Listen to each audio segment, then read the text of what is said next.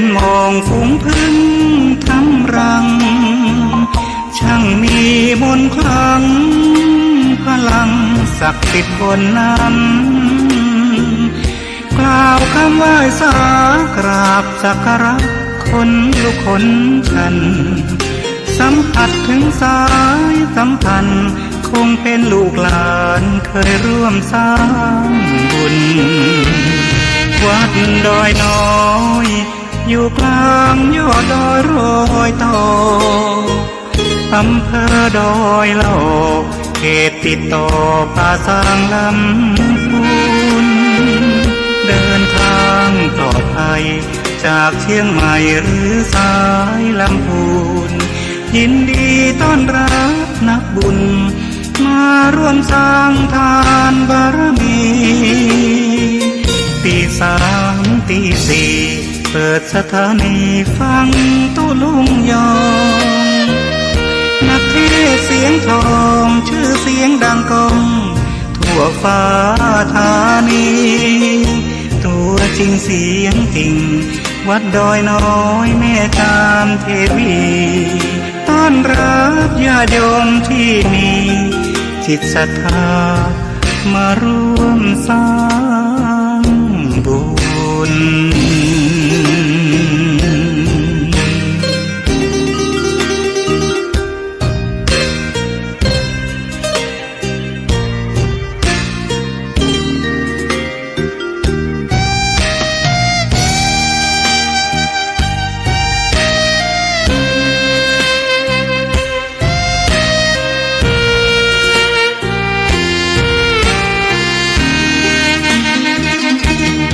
วัดดอยน้อ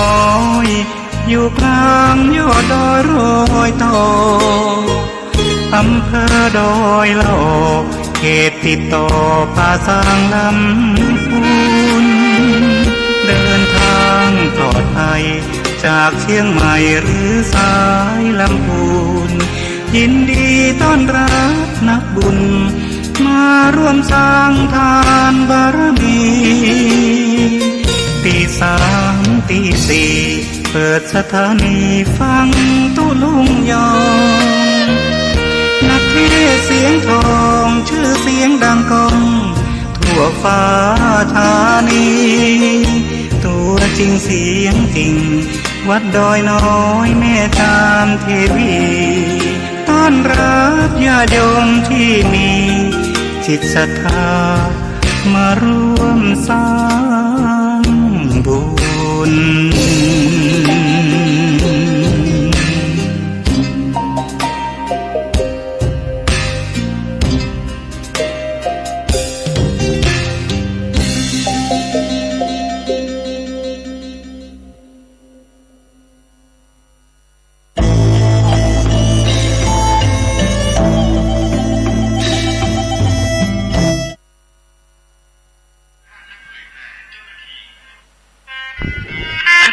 ครูบาอาจารย์พระนักจัดรายการสถานีวิทยุพระนักเผยแพร่เจ้าหน้าที่ผู้จัดรายการเครือข่ายสถานีวิทยุคลื่นสีขาวเพื่อชาวประชาขอเชิญพุทธศาสนิกชนนักศีลนักบุญทุกท่านร่วมทำบุญหล่อเทียนพรรษาประจำปี 2566 เพื่อสมทบทุนโรงเรียนทุ่งโป่งตำบลเมืองปานอำเภอเมืองปานจังหวัดลำปางและสถานีวิทยุเพื่อการศึกษาวิทยาลัยสงฆ์นครลำปาง FM 106.50 เมกะเฮิรตซ์ร่วมทำบุญแผ่นเทียนธรรมจักรแผ่นละ20 บาทหล่อเทียนพรรษาถวายวัดพระบาทอุดมตำบลเวียงอำเภอฝางจังหวัดเชียงใหม่หรือร่วมทำบุญตามกำลังศรัทธารอเทียนพรรษาจำนวน9 เล่มและถวายเทียนพรรษา15 หัววัดวันที่15 กรกฎาคม 2566 เวลา 8:30 น.ถึง 17:00 น.ณ วัดตุ่งโป่งตำบลเมืองปานอำเภอเมืองปานจังหวัดลำปางเดินทางไปร่วมบุญถวายเทียนพรรษาในพื้นที่อำเภอฝางจังหวัดเชียงใหม่ณวัดพระบาทอุดมอำเภอฝางจังหวัดเชียงใหม่วันที่13 สิงหาคม 2566 เวลา 14:00 น.สามารถร่วมทำบุญได้ที่ธนาคารกรุงไทยชื่อบัญชีโครงการพัฒนาการศึกษาโรงเรียนขนาดเล็กอำเภอเมืองปานจังหวัดลำปางหมายเลขบัญชี 536-303-4255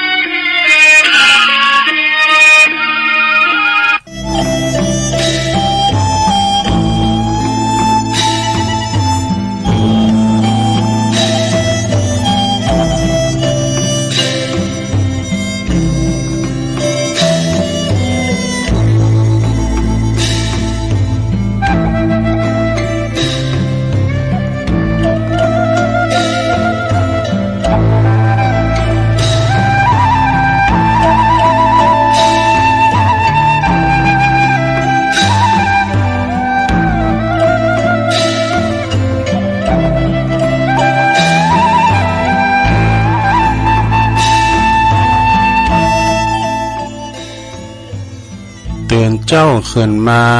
เยี่ยมแย้มแจ่มใสทุกโศกโรคภัยหายไปหมดสิ่งกำยองล้านนาเมมาแต่ไทยลูกหลานอย่าได้ลืมลาถ้าเฮาบ่หักลืมอู่ลืมจาแล้วไผนายจ้าจักมาสืบถอยก็ขอความนอบน้อมแด่พระรัตนตรัยอันมีพระพุทธพระธรรมพระสงฆ์เป็นสรณะที่ปึงขอกราบแนบไตรไหวสาถวายความเคารพมายังครูบาอาจารย์พระมหาเถรานุเถระตันเจ้าคณะพระสังฆาธิการพระภิกษุสามเณรเจ้าจุโตนจุองค์กูวัดวาอารามพร้อมตึงสำนักที่ผักส่งตัวเนอะขอความเจริญในธรรมเจริญปอนมายังบรรดาปอออกไม่ออกศรัทธาตันสาธุชนนักศีลนักบุญคุณดีทั้งหลายเนาะบ่ว่าจะเป็นปอหลวงแม่หลวงปอลุงแม่ป่าตั้งปีป่าหน้าอาศรัทธาตีนจองห้องวัดเฒ่าแก่หนุ่มกำใจยิงต่างหลายตื่นจื้นขึ้นมาแต่เจ้านะก็หมุนคืนวิทยุมาฟังรายการสัพเพเหระปะกิณกะขอนลุงไก่แจ้งรายการเสียงธรรมแสงทองรับผิดชอบบริหารเวลาดำเนินรายการโดยต้นตัวแห่งอาตมาภาพเก่ากระผมตุลุงนันชัยวัดนาคเสโน แห่งวัดพระธาตุดอยน้อยตำบลดอยหล่ออำเภอดอยหล่อจังหวัดเชียงใหม่มาปบมาปะกันในยามค่ำคืนเนาะก่อนลุงก่อนแจ้งในขณะที่ทุกท่านทุกคนเปิ้นก็กันล่างลับนะอยู่ในห้วงแห่งความนิทราอาหารตานะเวลามองอีนี่รับโมนนะเปิ้นว่า แต่ขณะเดียวกันบางคุณเนาะคุณเฒ่าสวอย่างเฮานี่ตื่นมาแล้วมาตื่นนอนบัดลับแล้วใครให้มันแจ้งให้บัดดิบบัดเดียวนี่นะ แล้วที่คุณเปิ้นรับเนาะไขมันยาวไปนะไขมันรับมึนๆนี่เนาะฉะนั้นก็ตื่นจื้นขึ้นมาเนาะเขาก็ยิ้มแย้มแจ่มใสอย่างตุลุงวานะมองโลกในแง่ดีลูกล้านโดยปิยวาจามนจ้าหวานนะ มนจ้าหวานปิยวาจาเนาะบ่โขดบ่เกตยิ้มแย้มแจ่มใสเนาะเอาละเนาะก่อนที่จะได้เอ่ยไปตังสถานีวิทยุคืนบุญต่างๆตัวลุงก็จะได้นำไหวพระเป็นเบื้องต้นก่อนเนอเพื่อความเป็นสิริเป็นมังกละเป็นมงคลเนาะกับตนกับโตกับขอบกับโคเฮาเนาะพร้อมแล้วกราบหนึ่งกราบสองกราบสามอิมินาสกาเลนะพุทธังอภิปูชยามะอิมินาสกาเลนะธัมมังอภิปูชยามะอิมินาสกาเลนะสังฆังอภิปูชยามะอะระหังสัมมาสัมพุทโธภควาพุทธังภวันตังอภิวาเทมิสวากขาโตภควตาธัมโมธัมมังนัมมัสสามิสุปฏิปันโนภควโตสาวกสังโฆสังฆังนะมามิ นะโมตัสสะภะคะวะโตอะระหะโตสัมมาสัมพุทธัสสะนะโมตัสสะภะคะวะโตอะระหะโตสัมมาสัมพุทธัสสะนะโม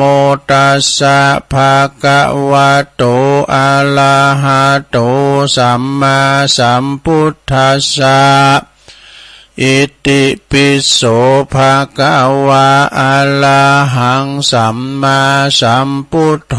วิจาจะละนะสัมปันโนสุขโตโลกวิทูอนุตตโลปุริสธัมมาสาลาทิสัทธาเทวมนุษย์สานังพุทโธภะคะวะเตสวากขาโตภะคะวะตาธัมโมสันติทิโกอากาลิโกเอหิ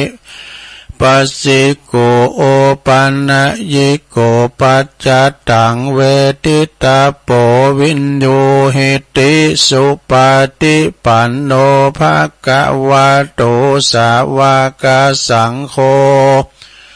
อุจจุปฏิปันโนภะคะวะโต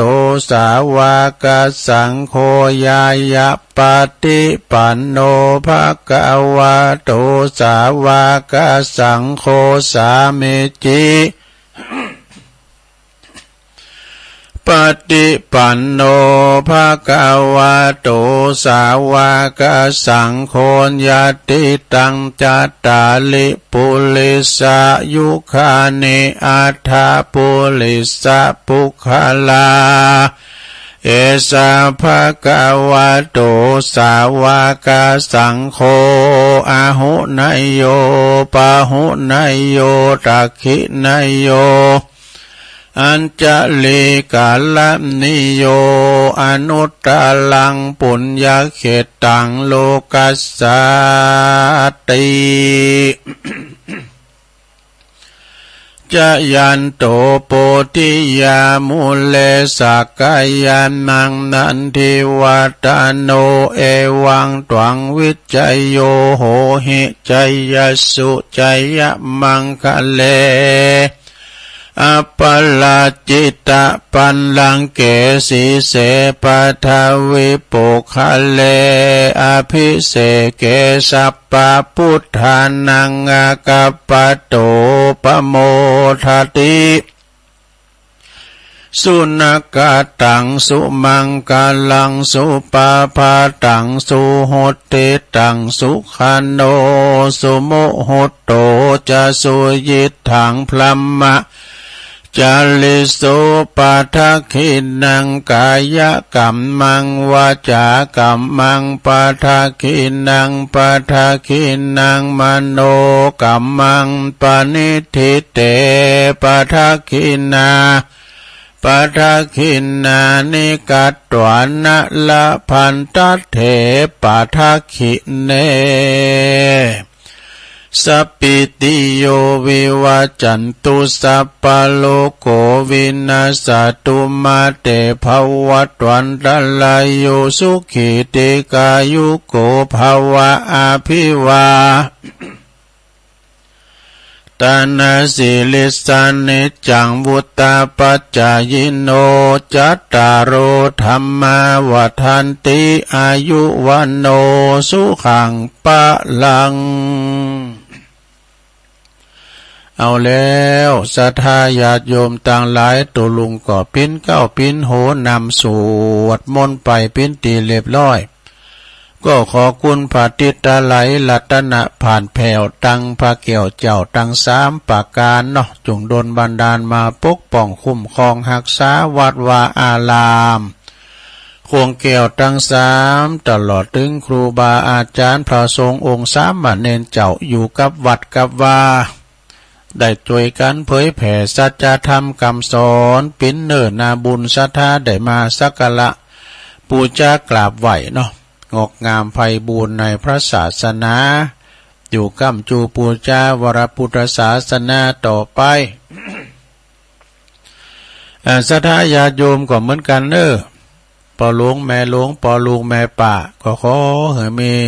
ความสุขมีความเจริญมีสุขภาพพลานามัยสมบูรณ์แข็งแรงกินข้าวลำกินน้ำลุงตัวลุงก็ขออธิษฐานจิตฝากบุญกุศลไปหาอีปออีแม่ที่เดินเหินไปไหนมาไหนบ้าใดติดต่างติดเต้งก็เอาอันเนี้ยเอาวิทยุปิ้นกูปิ้นกีมลงเอาวิทยุปิ้นกูปิ้นกีมไปได้ฟังน้ำฟังธรรมครูบาอาจารย์เปิดตึงออกรายการตลอดวันนะฟังภาคบันเทิงฟังน้ำฟังซอพองไปก็ขอหือศรัทธาญาติโยมตลอดถึงลูกหลานออกรถออกลาไปบ้านไปกาดไปลีก็เดินทางแข็งคาดปลอดภัยทั้งขาไปและขากลับเอาต่อไปจะแพทย์ดัง สถานีวิทยุในเครือข่ายที่เปิดรับสัญญาณรายการธรรมะภาคป่าสายยองช่วงเวลาแต่ตี 3 ถึง 5 โมงขอบคุณสถานีวิทยุคลื่นพระพุทธศาสนาการศึกษาและวัฒนธรรม FM วัดฝายหินตำบลสุเทพอำเภอเมืองเชียงใหม่ FM 104.50 เมกะเฮิรตซ์โดยเมตตาบารมีธรรมอาจารย์พระครูวิสุวัตรพระครูสมุวิสุวัตรวรกิจโจลิงสัญญาณไปองค์ขลงในเมืองก็ฟังกันไปแล้วตั้งแต่เพลงมาล่ะ ขอบคุณสถานีวิทยุคณะสงฆ์อำเภอฝางตั้งอยู่ที่วัดพระบาทอุดมบ่อเศร้าวาสำนักวิปัสสนาFM 100.25 เมกะเฮิรตซ์โดยเมตตาบารมีธรรมหลวงพ่อพระครูสุจิตานุรักษ์หลวงพ่อใหญ่เจ้าคณะอำเภอฝางขอบคุณตบีเจริญโชติธรรมโมท่านพระอาจารย์อมรเทพอุปสันโตอุดเถินตบีโจพี่น้องเมืองฟ้ามในอายไซปราการก็ฟังกันหลงหลายแผวปุ่นลายกกมันนำกกปุ่นดอยล่างปุ่นขอบคุณสถานีวิทยุแดนดินถิ่นล้านนาตั้งอยู่ที่บ้านโฮงโง่ตำบลนำบ่อหลง FM 103.50 เมกะเฮิรตซ์โดยคุณรุจิสมบัติเงาคำคืนนี้ก็ไปไกลตุลุงสแตนบายไว้ตั้งหลังขอบคุณสถานีวิทยุคลื่นธรรมะของชุมชนวัดห้วยตองซักตำบลคงเป้าจอมตอง FM 98.75 เมกะเฮิรตซ์โดยเมตตาบารมีธรรมอาจารย์พระครูวาปีวรมานิตท่านพระอาจารย์ชวลิตชัยวังโสโซนไต่ซ้ายแต่ก็ฟังกันแต่เพลงมาเหมือนกันขอบคุณสถานีวิทยุมนเสียงธรรมอำเภอแม่แจ่มจังหวัดเชียงใหม่วัดบุพารามFM 106.25 เมกะเฮิรตซ์โดยเมตตาบารมีธรรมหลวงพ่อพระครูมงคลวิสิทธิ์หลวงพ่อใหญ่เจ้าคณะอำเภอแม่แจ่มขอบคุณท่านพระอาจารย์ปลัดอุทัยตึงสองอุทัยแม่แจ่มก็ฟังกันหลวงหลายแต่เปิ้นบ่โทรบ่ได้ขอบคุณสถานีวิทยุเน็กเนลเรดิโอ FM 96.75 เมกะเฮิรตซ์ตั้งอยู่ที่บ้านจงตำบลทุ่งกวาวห้างหุ้นส่วนจำกัดอนุสรณ์เรดิโออำเภอเมืองปานจังหวัดลำปางขอบคุณสถานีวิทยุชุมชนคนเหนือเขื่อนตั้งอยู่ที่บ้านดงดำอำเภอฮอดจังหวัดเชียงใหม่ FM 90.75 เมกะเฮิรตซ์ขอบคุณสถานีวิทยุคลื่นเพื่อการศึกษาและวัฒนธรรมเรดิโอเน็ตเวิร์ก FM 103.00 เมกะเฮิรตซ์อำเภอเมืองจังหวัดลำปางโดยคุณอนุพงษ์ตาจินะขอบคุณสถานีวิทยุเรดิโอเน็ตเวิร์ก FM 99.50 เมกะเฮิรตซ์วิทยาลัยเทคโนโลยีเพื่อการจัดการกฟผแม่เมาะลำปางและขอบคุณสถานีวิทยุศรีคำเรดิโออำเภอเมืองนานบุญนาเหลิงหนอกอำเภอจังหวัดน่านและสักคำเดียวกันน่านฟ้าเรดิโอคุณลุงนิรันดร์ปันดอนตองก็จะเปิดละFM 100.25 เมกะเฮิรตซ์ตำป่าเดชวะอันนี้เป็นและจือและนามคืนบุญต่างๆต้องขอบคุณที่เปิ้นลิงสัญญาณนำรายการธรรมะช่วงเวลาตั้งแต่ตี 3สู่ท่านผู้ฟังที่อยู่กันตั้งบ้านตั้งจอง ก็ฟังกันไปตามอัธยาศัยนะตามอัธยาศัยของศรัทธาญาติโยมได้ฟังกันไปนะวันนี้ตุลุงก็น้อมนำเอาพระธรรมเทศนาตุลุงชื่อไว้อันนี้ของตุลุงนะอยู่เปิ้นเสได้ตายเปิ้นคิดถึงอีนะเป็นพระธรรมเทศนาแบบปฏิภาณโวหารสำนวนปื่นเมืองเนาะแต่ตุลุงจะมาเตดยองใจวัด62ตัวตุลุงสื่อมา62เป็นธรรมบรรยายเนาะมีเจ้าภาพอยู่เนอะก็เดี๋ยวจะได้เอ่ยตั้งเจ้าภาพด้วยเนาะสัพพะทานังธรรมะทานังจินนาติการทำบุญการให้ธรรมะเป็นทานยอมชนะการหือทั้งปวงเนี่ยเป็นว่านะทานก็คือการหือหรือว่าการให้การหือนั้นมีต่างแต่การหือตีเป็นของเป็นสิ่งของนะที่เรียกว่าวัตถุทานของเฮาเนี่ยหลายอย่างเนาะทานเขาพิค้าหารข้ามสังทั้งปวงการหือความจวยเหลือการหือความโหเป็นที่เป็นวิทยาทานหรือว่าการให้อภัยเนี่ย ที่สำคัญต้องคือต้องโดยไม่หวังผลตอบแทนบ่หวังสิ่งตอบแทนใดทั้งมิฉะนั้นการมิฉะนั้นก็จะเป็นการแลกเปลี่ยนกันทั้งหมดนะที่เฮาหวังผลตอบแทนแล้วก็จะต้องโดยหวังโดยบ่ได้หวังผลกุศลหยังนะที่ประเสริฐก็คือเพราะหันโตดของการความตนีแปลว่าขิจิเนอะจะได้เนอะตนีนี่นะแปลว่าขิจิตนีขี้เหนียวนะแล้วก็เป็นการละความละคลายกิเลสหรือคัดเกลากิเลสจึงเป็นการที่บริสุทธิ์นะเป็นบารมีทานการหือธรรมะนี่ก็เป็นต้านยอมชนะการทำหือทางปวงเนี่ยสัพพะทานังเนี่ยนะเพราะเป็นการความหู้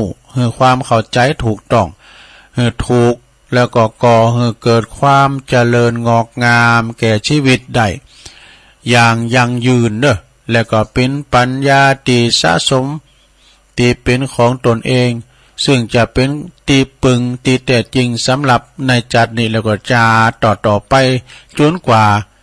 จะถึงที่สุดแห่งธรรมนี่บำเพ็ญนะแปลว่าบำเพ็ญบารมีเป็นตีปึงของตนเองอย่างยั่งยืนนี่สัพพะทานังธรรมะทานังในนาสธาเนาะนะอันนี้ก็คือการหืดธรรมปินตานศรัทธาญาติโยมการหืดธรรมะปินตานก็ดีก็คือเป็นการหืดอย่างชนะการทำกุสิ่งอย่างเอาละตอนนี้ไปศรัทธาตุลุงเจ้าว่าทำกันเนอะว่าแบบปฏิภาณโวหารนะโอกาสบัดนี้นะมันจะสาธโวเด้อเนอะอันนี้จะสาธโวโดยก็ลองฟังไปเนอะอยู่เขาเสได้น่ะการเฮาลงหลับรับขันตายไปเปิ้นเกิดถึงหาเป็นจะได้ก็ลองฟังพอเนอะก่อนอื่นนี่ตุลุงก็จะตั้งนะโมก่อนนี้นะนะโม3 เจน 5 เจนแล้วก็จะได้วากถาแล้วก็บรรยายธรรมเป็นลำดับต่อไปฟังไปก็ละไปก็ได้นะลงเนอะต่อไปฟังเทศน์ฟังธรรมกันก่อน นะโมตัสสะภะคะวะโตอะระหะโตสัมมาสัมพุทธัสสะนะโมตัสสะภะคะวะโตอะระหะโตสัมมาสัมพุทธัสสะนะโมตัสสะภะคะวะโตอะระหะโตสัมมาสัมพุทธัสสะเย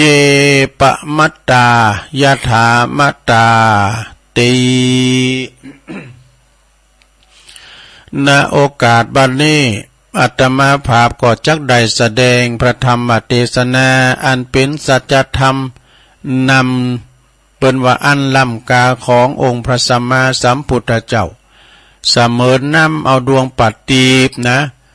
มาจอยส่องทางเดินแห่งชีวิตฟังแล้วได้เกิดความคิดสะกิดใจเนอะ ความสลังสังกาสงสัยก็จะหมดหายไปเกิดความแสงสว่างสวัยนะโดยสติปัญญาในฐานะที่พวกเฮาจะปุดยึดถือวัฒนธรรมขนบธรรมเนียมประเพณีทอดกันสืบทอดกันมาจนถึงตั้งแต่บรรพบุรุษปู่ย่าตายายตลาบถึงทุกวันนี้นะโดยเฉพาะอย่างยิ่งนะคนปืดเมืองล้านนาของเฮานี่เมื่อมีการในวันลุ่มหายแต่จากมีงานศพไปเนาะ มีงานศพที่บนลุ่มหายแต่จากปัดพากจากกันผู้คนเป็นว่าคนผู้นั้นจะอยากดีมีจนจะได้ก็ตามเนอะก่อนที่จะเอาสรีระลางไปชาปนกิจไปเผาก็ดีเจ้าภาพหรือว่าเคยญาติพี่น้องก็จะต้องนึกถึงคำว่าทำบุญเนี่ยทำบุญก่อนอื่นได้ทั้งมวลเนอะ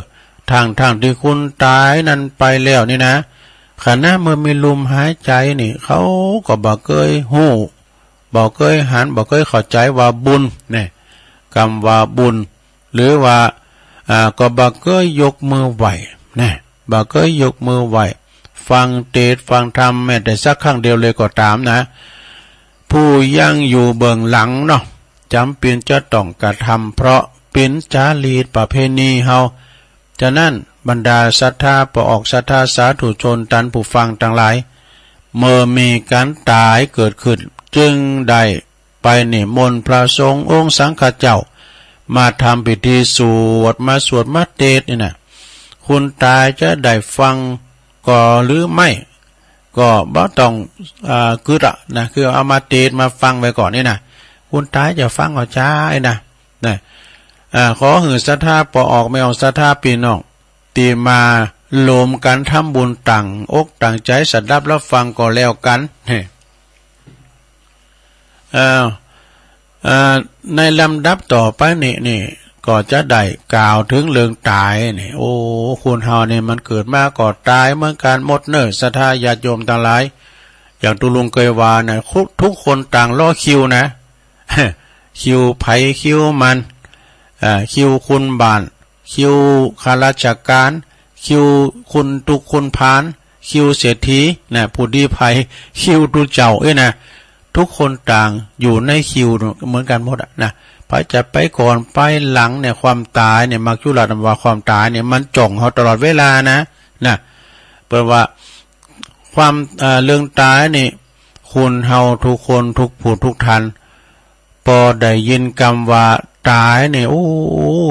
สะดุ้งตกใจไปว่ะเพราะมันเป็นคำที่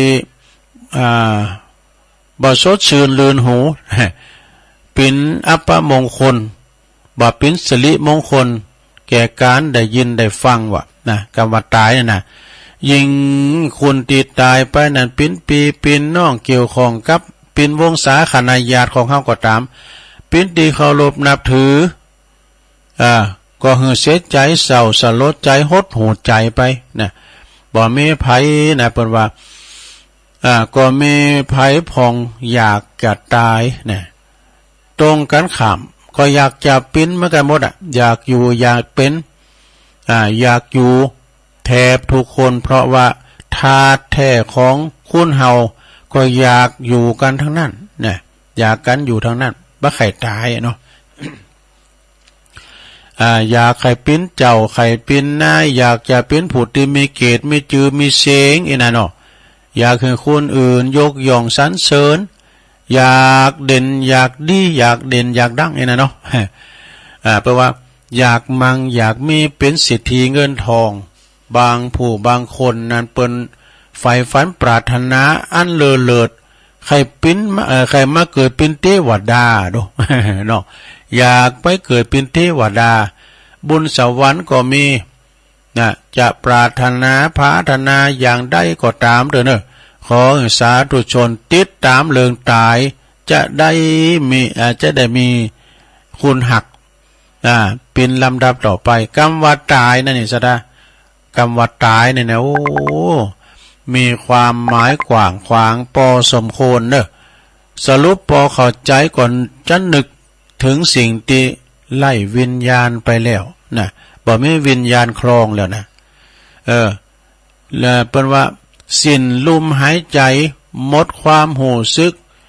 หมดความหนาวเย็นเจ็บปวดแต่โดยความจริงแล้วต่างพระพุทธศาสนาเปิ้นกล่าวไว้ว่ามนุษย์คนเฮานั้นถึงจะยังมีลมหายใจอยู่ก็ตามเด้อนะแต่ก็จือว่าตายไปเหมือนกันนี่ ตายไปเตือนหน่อยนะจะได้นะเพราะว่าอายุวัยะแห่งการเปลี่ยนแปลงไปตามกาลเวลาจากละอ่อนอยู่ในอูเนี่ยนอนเปอยู่เป็นตัวแดงตายจากละอ่อนถ้าลุกก็กลายเป็นเด็กโตมาแถมแล้วตายจากเด็กวัยรุ่นเป็นเด็กโตแล้วก็มาเป็นวัยรุ่นเป็นวัยหนุ่มวัยสาวแถมแล้วเนี่ยตายจากวัยหนุ่มวัยสาวแล้วก็มาเป็นวัยคุณแก่กลางคุณเนี่ยวัยชวอย่างเฮาเนี่ยเนาะสดาเนาะตายจากวัยกลางคุณก็มาเป็นวัยเฒ่าแก่ชราเอาแล้วนะบั้นปลายชีวิตเนาะเป็นสภาวะเช่นนี้อยู่ทุกวันทุกคนนะเหมือนกับเปิ้นว่าบัดเดี๋ยวนี้เฮาโดนไฟใหม่นะไฟใหม่นะตึงมื้อตึงวันเนี่ยไฟใหม่เฮาตึงวันอ่ะใหม่มาผับนะ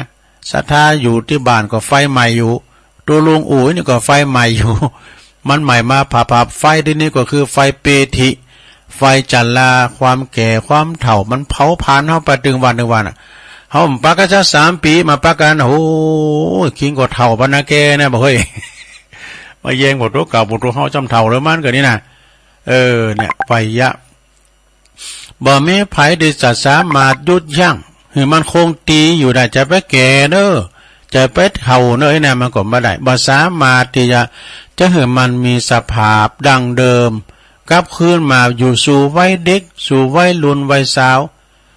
ได้ดังบาลีเปิ้นกล่าวรับรองไว้ว่าอย่างนั้นอัจจยันติเนี่ยกาลตละยันติรัตติโยวาโย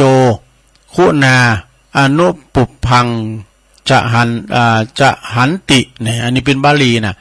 ถ้าเปิ้นแปลเป็นไทยเปิ้นว่าวันคืนมันลงไปกาละยอมผ่านไปชีวิตวัยของเฮาก็ยอมลำดับไปดังนี้นะก็ยอมเฒ่าแก่ไปนะบ่ออกไม่ออกศรัทธาอุบาสกอุบาสิกาทั้งหลายเด้อคุณเฮาเนี่ยแปลว่าเข้าใจว่าคุณเข้าใจว่าอันความจริงเป็นสัจธรรมแปลว่าบ่มีข้อสงสัยแม้แต่อวัยวะเนี่ยในตัวของเฮาเองเช่นผิวหนังที่เกยเต่งตึงพุทธผ่องเป็นยองใหญ่หน้าหักหน้าทะนุถนอมก็กลับกลายเป็นเหวหย่นไปแท้เหมาะน่ะเนินหนังมังสังเฮานี่นะหย่อนย่านตกกะไปผมที่เคยดกดำเงางามเหมือนกับย่ำมหนุ่มสาวกลับกลายเป็นสีขาวนะสีขาวดังดอกเหล้านะดอกเหล้ามันเป็นชื่อไว้ ถึงจะเอาสีมาตามายอมก็เป็นเพียงพลางตาได้เพียงโชว์คราวต่ออันนั้นนะโอ้บ่สามารถฟื้นสังขารไปได้ตาได้เกยพุทธจะเป็นวักตาเกยพอชัดเจนถนัดถนีแสหูขิมก็ได้พอไก่สว่างสวัยก็เป็นฝ่าฟางมืดโมไปได้มั้งนี่ต้องใส่แว่นขยายสายตาเหมือนกับตุลุมเดี๋ยวนี้กะนะ ตุลุมนี่การเปิดไปเรียนในบ้านในจองตู้นี่เท่านี่มุนเตธรรมนี่ก็รอเนี่ยปุถุการปั้นก็ตามเนี่ยกันมีแว่นตา กันมีแว่นตาเนี่ยจบข่าวเลยเนาะก่อนนี้ว่าคุณเฒ่าว่าไอ้แม่น่ะแสหัวเข็มห้องเฮามาลุกมาแสหัวเข็มทั้งคืนเย็ดตะอีก็ไหนนะนี่แม่ก็บอกว่าถ้าพอสู้เฒ่ามาสู้แต่หู้ซึกก็เต้เนี่ยเนอะมันเหมือนกันหมดประสบพบเจอเหมือนกันหมดเลยนะวัยยะของเฮานะวัยชราเนี่ยใส่แว่นตาขยายเกินเนอะถึงจะหันหูเกยได้ยินเสียงดังฟังชัดเนี่ย ก็กลับกลายเป็นหูตึงหูลึงหูตึงหูลึงโหนกไปนะหมดปัญญาที่จะไปอ่อนวอนสิ่งศักดิ์สิทธิ์สินบุญเปิดโทงกรรมสิทธิ์เอาของเก่าเฮาคืนมาได้เหมือนเดิมเนอะมันถึงได้ฉะนั้นสิ่งที่จากเฮาไป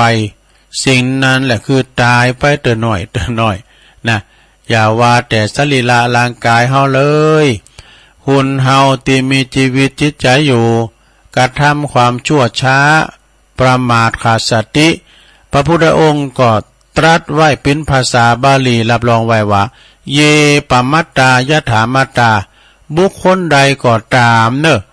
อยู่โดยความประมาทนะอยู่โดยความประมาทก็ชื่อว่าตายทั้งเป็นแน่เช่นมีคนบางจำพวกเกิดมาโลมสังคมนะโลมโลกเดียวกันเนี่ยมีลมหายใจอยู่แต่มีคนโลมสังคมเป็นคนป่าสังคมป่ากันชิงชังรังเกียจขยักขยแยงจือเสียงแปลว่ามิ้นคลุ้งไปกระจายไปโถแบบนี้เรียกว่าตายตึงเป็นเนี่ยได้ทำความชั่วบ่ทำความดีนะเป็นคนที่เอาเปรียบสังคมจอโกงแปลว่าช่อฉนกลโกงข่มเหงเต็งเต็กเบียดเบนหลงอำนาจบาดใหญ่เนี่ยแปลว่ากดในคองอในกระดูกเนี่ยทุบตีจีป่นรู้มีหมดทุบตีจีป่นทุจริตผิดศีลผิดธรรมทุกชนิดประวัติใจเป็นบาปปากเป็นธรรมนี่ใจดำเหมือนหมิ่นหมอเนาะหรือคุณสมัยนี้คุณประเภทนี้แปลว่าโง่งมจมอยู่กับอันยากับอันอย่างต่างๆเนาะสิ่งที่มันเป็นภัยแก่สังคมนะเอาวุ่นวายสู่สุขติชนทุกคนมีประวัติชั่วร้ายก็ดีนะจากนั้นศรัทธาญาโยมทั้งหลายมีกรรมภาษิตโบราณบ้านเฮาบทหนึ่งเป็นว่าวิ่นม้าหือปอศอกวิ่นอีวอกหือปอวาถ้าวิ่นคุณปาลาคุณพาเนี่ยหือไกแสนโยดวะนะ เปิ้นก็ว่าทรชนคนชั่วอยู่แห่งหนต่ำบุญไหนก็ตามสุจริตชนคนดีบ่เป็นอันมาทำมาหากินบ่มีความสุขแม่ยามพักผ่อนนอนรับก่อนหวาดผวาภาพชั่วลายคอยหลอกคอยล้อนลบกวนประสาทเหมือนผีหลอกนะเหมือนผีหลอกผีหลอนบุคคลประเภทนี้ถ้าเขาได้รับเคราะห์นะเคราะห์กรรมลำบากวินาศชิบหายหรือว่าตายหายสูญไปเมื่อใดมีแต่คุณจะยกมือไหวบ่ดูโอ้แต่อนุโมทนาสาธุยินดีปรีดาวะโกที่มันจะฟื้นขึ้นมาน่ะมาเบียดเบียนข่มเหงคนอื่นเดือดร้อนแถมเนี่ยตายก็ดีบ่ะไอ้เนาะคนชั่วตายมีความยินดีนะสาบแช่งแผ่นดินนี่จะสูงขึ้นมาได้บ่ะไอ้น่ะดังจะได้ยกอุทาหรณ์มาเป็นเบื้องต้นต่อไปเนี่ยอันนี้มันเป็นอนิทานหน่อยนะลูกเนอะ เพราะว่ามีมานานแล้วมีพญาเจ้าเมืองครองเมืองใจดำอำมหิตวะปกครองภัยประชาราษฎร์ไล่ศีลธรรมไล่เมตตาธรรมใจอำมหิตข่มเหงเต็งเต็กลีไถกดขี่ข่มเหงภัยฝ่าประชาราษฎร์ปินตีเกงโกของภัยฝ่าประชาราษฎร์เนอะปินอันมาก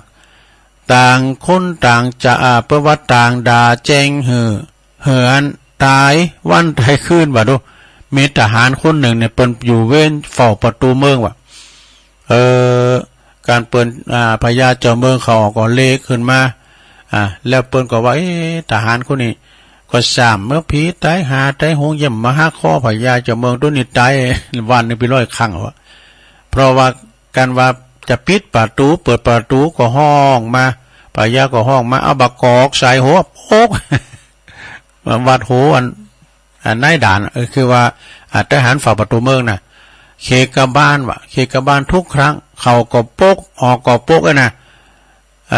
จนว่าน้ำตาลื่นลานอยู่อีเป็นประจำในกาลผ่านไปนะสดากรรมก็มีจริงกรรมเว้นมาตันพระยาเจ้าเมืองคนนั้นเกิดได้ตายไปในปัจจุบันทันด่วนนี่ภัยฝ่าประชาชนต่างหลายหู้ข่าวว่าพระยาเจ้าเมืองคนนี้ตายไปแล้วเนาะในวังเมื่อก่อนรังเกียจกันว่าตายก็แบบตายแบบยินดีเอาตายก็ยินดีไอ้น่ะบ่มีไผซักเสริญเยินยอบ่มีไผเสียดายบ่มีไผส่งอะไรนี่มีกรรมพังเพยบางบ้านเฮาเปิ้นว่าอยู่หือเปิ้นเสียดายอยู่หือเขาเสียดายตายหือเปิ้นกึดเติงถึงหาแอนนี่นะเพราะผู้ที่ตายมีคุณงามความดีมีประโยชน์เป็นที่พึงพาอาศัยของสังคมเสสละอบอ้อมอารีใจบุญสุนตาเนี่ยเนาะเป็นที่หักเป็นที่เคารพวงศาคณาญาติแล้วก็บุคคลทั่วไปตัวนี่นะเมื่อแตกกายสลายขันได้ไปแล้วต่างคนก็ต่างอาลัยเศร้าโศกเสียใจน่ะต่างพรำพรรณนาถึงคุณงามความดีบ่เหิดบ่หายเนอะพร้อมกับทำบุญอุทิศบุญกุศลไปหาไปหือดวงวิญญาณไปสู่สุขติอีกนี่ก็คือคุณดีติดตายไปเนอะแต่ร่างกายที่ความดีก็ยังบ่ตายไปตัวรูปังชีวิตังรูปังจิรตินะมัจจานังเนาะปวันนามโคดนามมาโคดตังนจิรติรูปร่างกายย่อมย่อยหยับไปส่วนจือเสียงโคตระกูลหาสูญไปไม่เนี่ยตันศรัทธาสาธุชนต่างหลายทุกคนนี่ก็จะต้องตายแต่ก่อนตายนั่นน่ะก็ต้องตายแบบไม่เกียรติประวัติอันดีงามฝากไว้ในโลกนี้เนี่ยความดีบ่ใจอยู่ที่เนิ่นนางมังสาเนอะความดีอยู่ที่การกระทำมีศีลมีธรรมที่ทุกคนได้กระทำได้สร้างกันไว้เป็นมรดกเนาะดังที่จี้แจงจะจบแล้วในโลกดังจี้แจงแสดงมาก็หันว่าสมควรแก่กาลเวลาก็ขอสมมุติยุติลงวงไปวงไว้เป่งเต้าอีเอวังก็มีด้วยประกาศชนีสาธุเนี่ยทำกล่อมนะสดาเนอะเพื่อว่าพระธรรมเทศนาใช้เทศแบบปฏิภาณธรรมทินพระใจอันนั้นครูบาดอยแบบปฏิภาณโวหารสำนวนพื้นเมืองเรื่องอยู่หือเขาเสียดายตายหือเขาคิดถึงเนี่ยอันนี้เปิ้นเล็บเลงโดยอาจารย์ศรัทธาคุณนี่จบลงไปซะได้เนาะ มาจบไปแล้วก็จะได้เตั้งเจ้าภาพเนี่ยเจ้าภาพวันนี้ก็มี2-3 ท่านเจ้าภาพของวันนี้ประกาศเจ้าภาพวันนี้ก็คือแม่สมปินตาดงนะแม่สมปินตาดงนี่เปิ้นอยู่บ้านวังสะแกงวันนั้นไปช่วยงานที่วัดวังสะแกงเปิ้นหอมมาเนาะขอบคุณแม่สมฟังอยู่เปิ้นมาฟังถึงวันนี้ดอกแล้วก็แม่คำสวนปินตาดงแม่สมนี่เป็นปีนะเป็นปีของแม่คำสวนนี่นะปินตาดงวังสะแกงเนี่ยเปิ้นก็รวมมาทั้ง1 ซองนะแล้วก็นายทุนนางจันบานกันเนาะนายทุนนางจันบานเครือวันพร้อมครอบครัวนี่ก็วังสะแกงเหมือนกันเนอะหมู่เก่านะแล้วก็ปอซีล่าแม่บุญศรีสร้างเล็งนี่บ้านตุนพึ่งเนอะเวงน้องปล่องก็ปิ้นเจ้าภาพรวมโดยการไปนะขอบคุณมาโมทนามาณโอกาสที่นี่เนอะ แล้วก็แม่จันเพ็ญแม่ปอสมศักดิ์แม่จันเพ็ญขาวเตี้ยเปิ้นตานไปหาพ่ออุ้ยน้อยปันแม่อุ้ยเงินจินนาอิแล้วก็นายอเนกชัยกาวินตานไปหาปอสอนชัยชัยกาวินด้วยเนอะอันนี้ก็เป็นและจีรนามของเจ้าภาพในวันนี้เนาะต่อไปก็ตั้งใจหับปอนกันเนอะหับปอนก่อนแม่เพนหยาดน้ำเนอะศรัทธาตุลุงจะปันปอนเอาปอนตุลุงทั้งหลายเนาะปอนชุดที่สองเจ้าปอนไปละ ปอนนำรายการประเด็นนี้ปอนทำเนอะปอนการตึงลงทั้งหลายของศรัทธาญาติโยมดันหลายอยู่ดีมีสุขอายุมันควรยืนมีโจมีใจเหมือนกันจุบุจุคนเนอะสัพปิติโยวิวัจจันตุสัพพะโลโกวินาสตุมาเตภวัตวันตรายโยสุขีติคายุโกภวะอภิวาตานาสิริสานิจังวุตาปัจจายโนจัตตารโอธรรมาวัฏันติอายุวันโนสุขังปะลังเอาแล้วปันป้อนกันไปแล้วอยู่ดีมีสุขกันนะลงเนอะปันป้อนกันไปเป็นตีเรียบร้อยกระเดียวตุลุงก็จะมีขอคิดเหมือนกันนะจะอู่เรื่องหลายอย่างเดี๋ยวปิ้นขอเลยจะมีอู่เรื่องหมาเดี๋ยวสุมาเด้อเรื่องหมาด้วย ก่อนอื่นนี้ตุลุงขออ่านนั่นเองกรรมกันนะของพี่นันสมบัติเวียงวังสแกงโอดเชยนามสกุลบนโอดเชยนะอันนี้เป็นนักปราชญ์เนอะวันนั้นไปจอยวัดวังสแกงบนก็เขียนหรือคิดอยู่ตั้งหลังนะเป็นนักปราชญ์ว่าเขียนคำเขาหำไว้นะเขาหำเรื่องวัดวังสแกงเนี่ยนะลองฟังบ่นะลงเนอะเปิ้นต่างอกต่างใจแต่มันยาวนะเปิดว่า12 หนวังสะแกงวัดวังสะแกง12อันมาเดิน12เตือนนะประจัดจัดให้เตือนนะเรียกว่าจัดแบบโอลิมปิก4 ปีในไม่เตือนนะตัวปีแสวงเขาเนี่ย12 หนมาวนมาถึงแล้วมดใส่ผ่องแผ้วปี้แก้วน้องเหยสร้างเป็นว่าส่งน้ำธาตุนั้นม่วนงานจริง4 ปีนี้เลย4 ปีนี้จะจัดว่า4 ปีมีเตือนนะพระธาตุเจดีย์เมินมีบ่อสั้นผ่านปีเดือนวันมานักก่อนเป็นวัดเก่าป่าเหล่าแต่ตักมีผีกะยักษ์ดูแลนำก่อนให้พินันวัดวังสะแกงวัดล่างดอกมีผีกะยักษ์ดูแลวัดวังสะแกงนี้นะวังสะแกงนี้มีมานี่กัวแหวันใจนักแกพ่อแม่สั่งห้ามเปิ้นมีภัยมานะเพราะว่าผีกะยักษ์เนี่ยอุยตาศาลาผู้มาเพี้ยวข้ามบูรณะธาตุงามเป็นวัดเนี่ยแม่อุ้ยนะอยู่วัดตาศาลานะอยู่ตาละลายปิ้งบ่น่ะเปิ้นมาบูรณะมีหลายครูบามาอยู่แน่ชัดต่อเติมแปลงปัดต่อเติมแปลงปัดสืบมาเนี่ยเปิ้นต่อเติมกันมานะมีครูบาอาจารย์หลายนะตุหลวงสุดท้ายอยู่หลายพรรษาน้อมนำศรัทธาตั้งหน้าก่อสร้างเนี่ยตุลุงแสวงเนี่ยตุลุงแสวงนะเจ้าวัดตนปัจจุบันตุลุงแสวงวังสะแกงอ้างจัดการนำทางบอกยี่เจริญก้าวหน้ามาถึงวันนี้แปลงสร้างเต็มที่ม่วนงานเจิญจวนสวงน้ำจุ่มฉ่ำสุขสันต์อายุยืนยันสุขสันต์เจ้าข้าเหมือนกันตัวหน้านี่อันนี้ได้อย่างนะจบนะปีนั้นสมบัติวังเวียงสะแกงปีนั้นสมบัติในนามสกุลโอดเชยนี่นี่มันเลี้ยวใจเนาะเปิ้นก็แต่งเวลาครูบาอาจารย์มรณภาพตุลุงขอเปิ้นแต่งนะครูบาวัดวังพางก็ครูบาวัดน้องหล่องก็เนี่ยเปิ้นไปแต่งนะเปิ้นไปแต่งเหมือนครับพออำนวยกับลำพัดเนี่ยเปิ้นแต่งเข้าหำนะก็จบไปเนาะศรัทธาญาติโยมทั้งหลายตอนนี้ไปตุลุงก็จะเอาอันนี้มาวาทำกรรมเนี่ยก็ได้ขอคิดนะขอคิดเนี้ยก็ลองฟังบ่เนี่ยแพ้วเรื่องสุนัขะพินจะใดก็เรื่องเก่ามาเล่าใหม่เนาะศรัทธาเนาะ ลองฟังขอคิดไปกันเนอะตลอดชีวิตของคุณเฮาเนี่ยมีสิ่งที่เฮาจะต้องทำให้ดีที่สุด3เรื่องด้วยกันเนอะ3เรื่องมีหยังพองตุก็มีเรื่องที่1เฮาก็ต้องอบรมเลงดูบุตรหลาน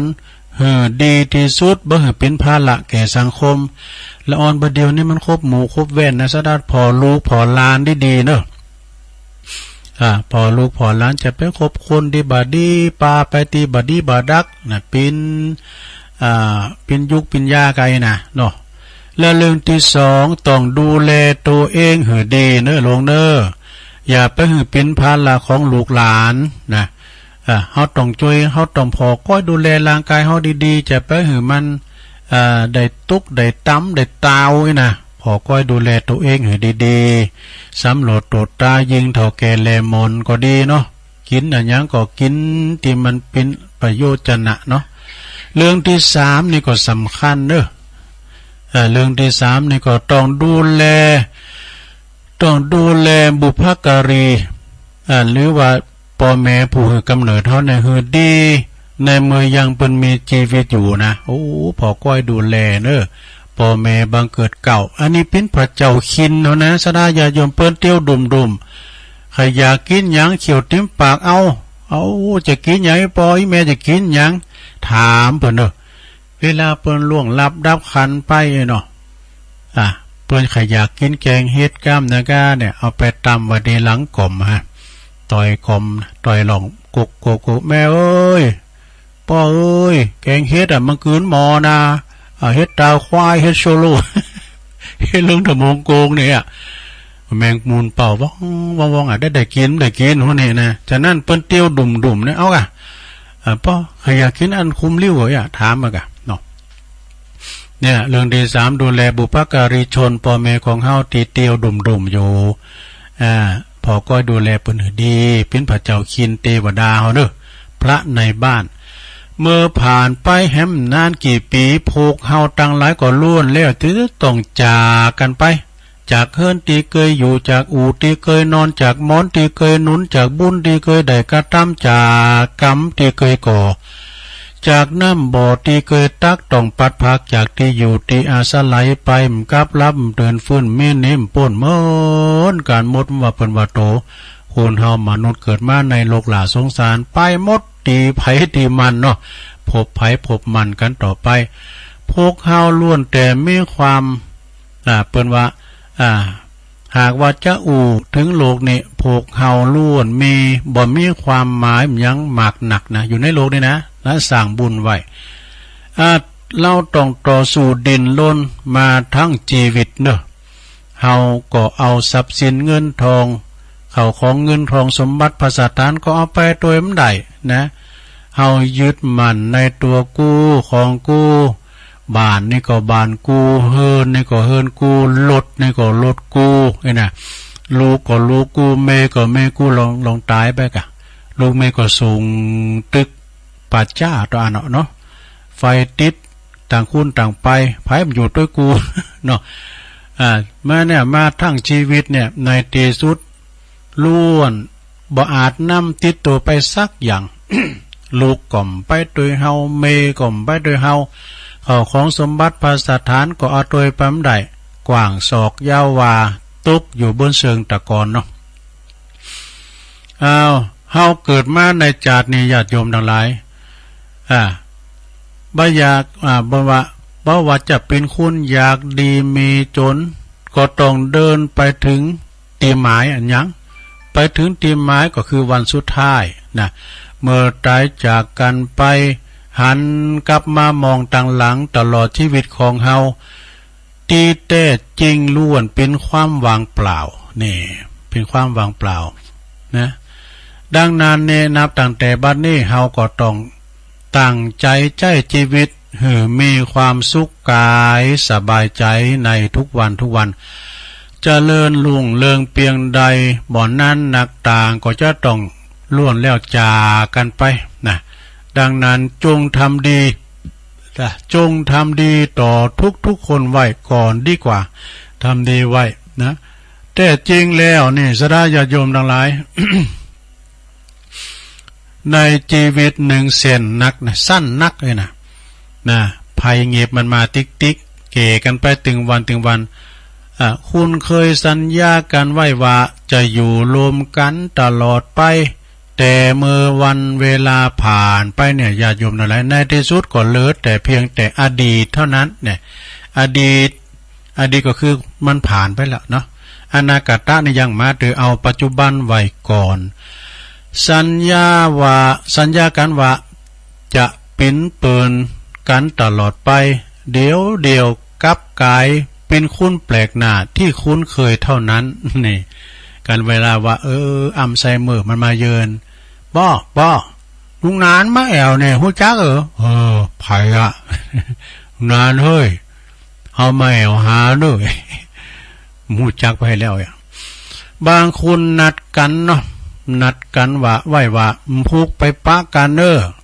แต่พอตื่นขึ้นมาป้าว่าโอ้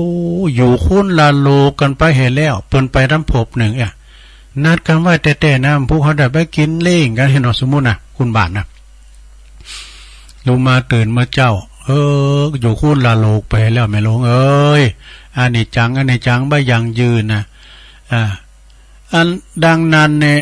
เมื่อเฮายังมีชีวิตอยู่นะอย่าพลาดโอกาสในการที่จะได้สร้างความรู้ซึกตีดีๆในระหว่างคบกับคนที่เฮาหักหรือว่าคนที่หักเฮาเนอะแปลงจิตแปลงใจแห่งการนิยมเนอะจะไปมั่างจะไปล่างกันนะอยู่ด้วยกันปลอบอกปลอบใจกันไปนะถึงแม้ว่านักนิดเบาหน่อยนะมันก็อภัยให้กันเนาะถอยหวานจันจ้อนมาดึงฟัดกันพองนะปากอยู่ในขกมันก็กวัดเอาพริกใส่หมกเก่งเนาะอย่าปล่อยมือจูงมือกันไปนะลงเด้อจูงมือกัน จูงมือบุตรฉุดมือหลานประสานมือนั้นมันโฆษณาหนังบ่เนี่ยอย่าปล่อยมือจูงกันไปนะจูงกันไปแอวลิ้นเมื่อยังสามารถอยากจะกินยังกินอยากจะดื่มยังดื่มแต่ว่าดื่มที่ของที่มีตัวต่อร่างกายปุ่นเด้อดูแลเอาใจใส่ซึ่งกันและกันอย่าโกรธกันอย่างง่ายๆโดยบ่มีเหตุผลหรือว่าบ่มีผลเล็กน้อยนะจะไปขูดไปเกลียดกันเด้อเอาใจใส่ซึ่งกันและกันขอบคุณลุงนัดรถเดือนนะลุงนัดรถเดือนใจเป็นตาแท็กเข้ามาความเข้าใจกันเนี่ยนะสดาญาติโยมทั้งหลาย ความเข้าใจกันคือความสัมพันธ์ที่ดีที่สุดเนี่ยเข้าใจกันเนอะถ้าเฮาเข้าใจกันเนี่ยนะหลงเปิ้นว่าถ้าว่าบ่เข้าใจกันน่ะโพเมกูใดก็ตามถ้าว่าบ่เข้าใจกันน่ะเปิ้นว่าอยู่ตึกจิตเจนก็บ่มีความสุขแต่ถ้าเข้าใจกันน่ะอยู่ตู่เฟืองก็เป็นวิมานว่าถ้าเราไม่เข้าใจ เพียงนิดละนามเปิ้นว่าเนาะเข้าใจกันเนี่ยปอบอกปลอบใจเปิ้นว่าสุยกันไปนะโตนะเปิ้นว่าแต่ตัวลงมันเป็นน้ำโตลงเป็นน้ำสุยตั้งแต่ดีเนาะอย่าอยู่ด้วยกันน่ะสุยกันไปนะโตสุยกันไปเชาเตอเปิ้นห้องเพลงโมดน่ะโอ้เน็ตโมนได้น่ะมันจะว่าหลายอ้ำแต่ได้มาลำแต่งเอาเพิ่นนี่ปอนี่ก็โอ้เน็ต ส่งเสริมลูกมันดีเนาะความเข้าใจกันเนี่ยสดาญาติโยมทั้งหลายคือความสัมพันธ์ที่ดีที่สุดอย่าปล่อยให้ชีวิตติ้มไปด้วยความสงสัยขอสงสัยเนอะอย่าละเลยกับคนที่เฮาที่คุณหักเนี่ยเวลาความอิสระพองบางครั้งบางคราวนะบ่มีคนที่โง่ที่สุดแต่ก็มีคนที่แกล้งโง่เพื่อคุณแน่นะอันนี้ลึกเนอะอภัยคุณอภัยคุณเพราะบ่ต้องการเสียคุณไปเนี่ย ต้องหู้จักการอภัยแก่คุณแก่กันและกันเนอะจะมาได้ยกตัวแต่มาได้อภัยกันไปอีกเนี่ยข้อนี่นะถ้าว่าเฮามีอันถือตัวมาหนักเนาะเฮาจะมันเถอะนะเฮาดึงบ่อภัยมันมันก็ดีนะเฮาต้องยกตัวถึงกันไปนะคนเฮามันก็พลาดพัดพังไปนะทุกคนต่างมีทั้งส่วนถูกและก็ส่วนผิดเหมือนกันหมดนะนักรบย่อมมีแผล บ่มีไผเป็นคุณที่สมบูรณ์ที่สุดต้องหู้จักทนุถนอมน้ำใจซึ่งกันและกันเด้อศรัทธาเด้อพอมันวันนี้คือปีคำอบตเปิ้นเลงก็เลยเอาใจเปิ้นให้หน่อยนึงอ่ะ เนาะแต่ว่านะเฮ้ยกูหาหนังเมืองนะเอาอันไม่ยิงซ้อนหน่อยใส่เสื้อสีแดงไงอ่ะเนี่ยมันฟังอย่างระดมมาตึงเฮิรนก็เอาอยู่บ้านี่ม่วนน้อม่วนน้อบ่เดี๋ยวนี้เปิ้นม่วนกันน้อสังหูนี่เอาอยู่บ้าเมื่อเก่งกว่าเนาะเมื่อเปิ้นเก่งกว่าก็อย่าโหนเลาะเยาะคนอื่นเนอะน่าจะไปโหนเลาะเยาะคนอื่น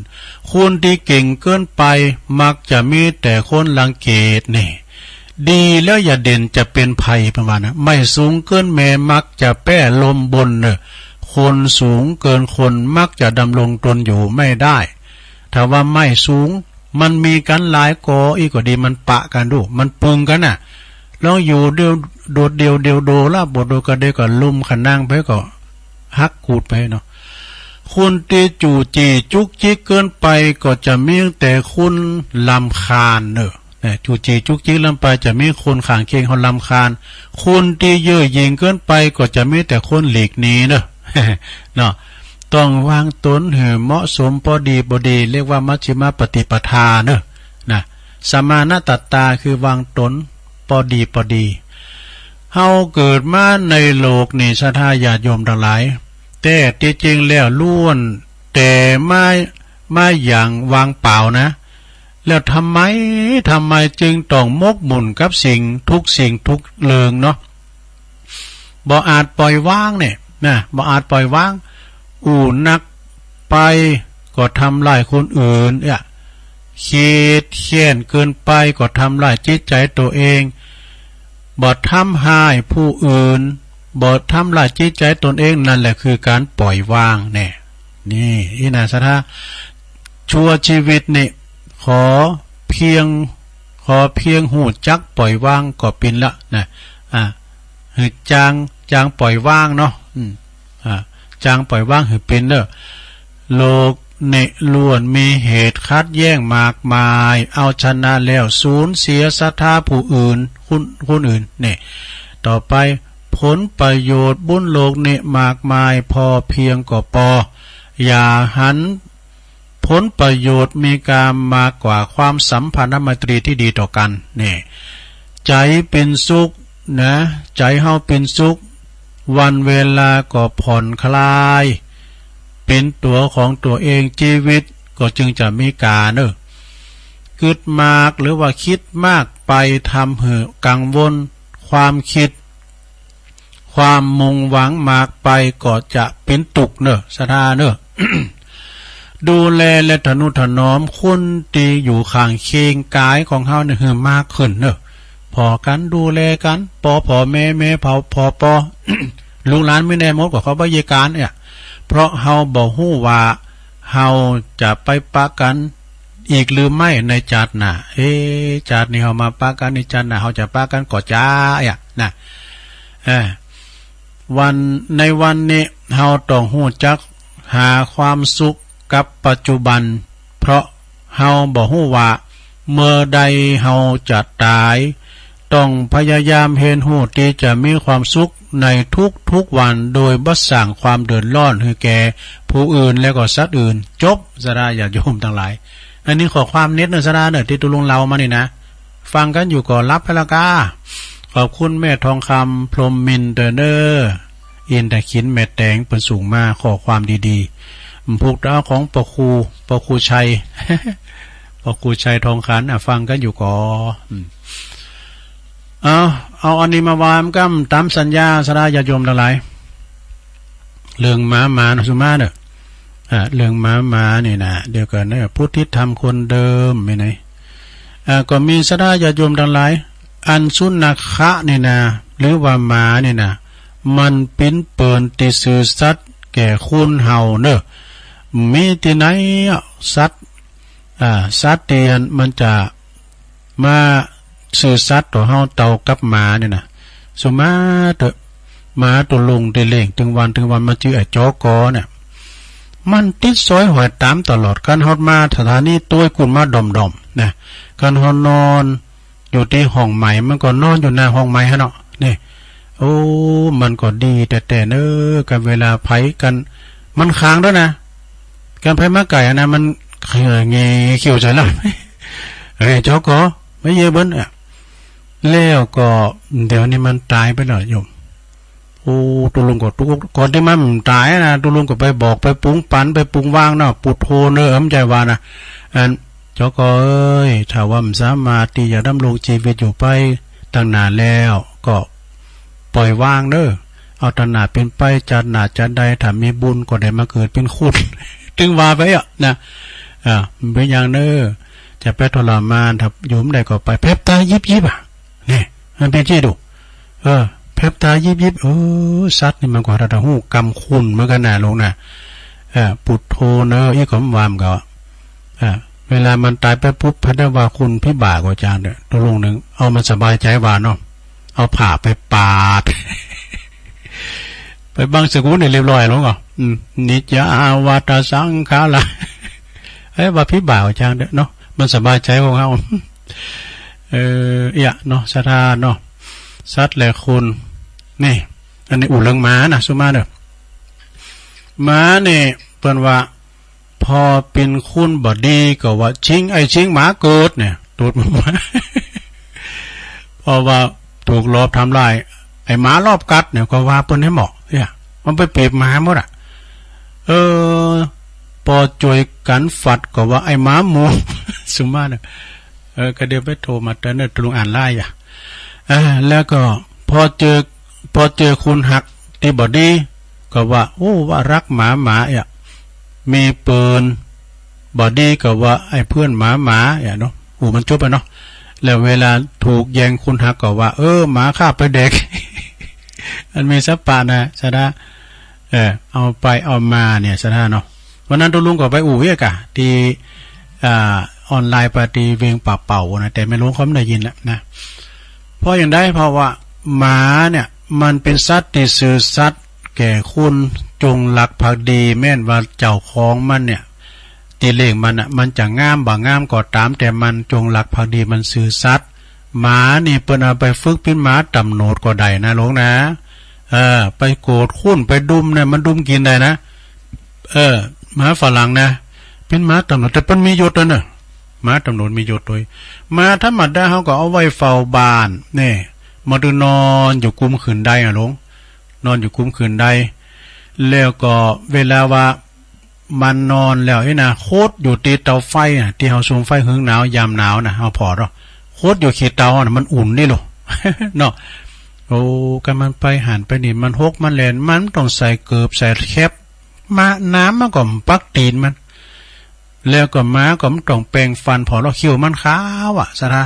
เรามันหงีเขียวเราเขียวม้ามันนะมันขาวนะแล้วก็อันเขาแล้วในม้าสวดมนต์ก็ได้แล้วเนาะเจ้ามันก็รับเลพอนะเพื่อว่ามันกราบมันไหวก็ว่ามันฮือเพื่อมันสวดมนต์มันกราบพระเจ้าแล้วยังไปป้อเนี่ยไปจ่ายกาดก็ได้กราบกะเศร้าไว้กะเศร้าไว้นะซาลอมนะแล้วก็เจ้าของไปก่อสตั้งไว้หันเนี่ยเขียนไปก็เจ้าก็ไม่กล้าก็จ่ายมันเอาซื้อเอาขายมาเนี่ยเขาทาดีดูเวลาว่า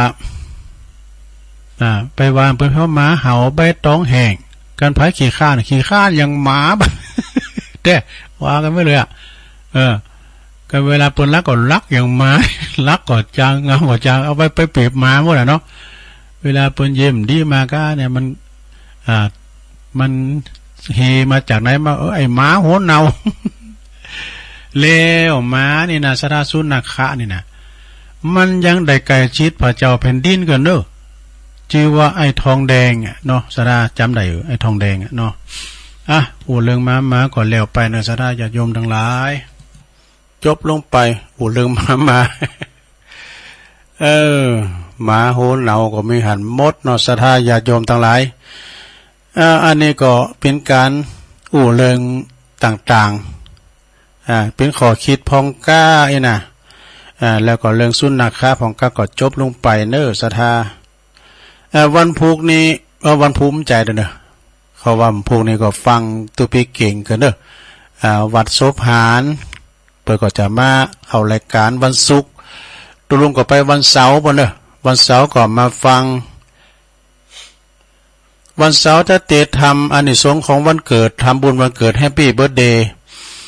คุณแม่สวรักษ์อภิวงศ์เปิ้นอยู่ปุ่นแม่ทลบชัยประการเปิ้นจะถึงวันเกิดลูกเปิ้นว่าลูกบ่าวเปิ้นนะก็จะสอดทำมาเตะกันเนอะใจยะอัน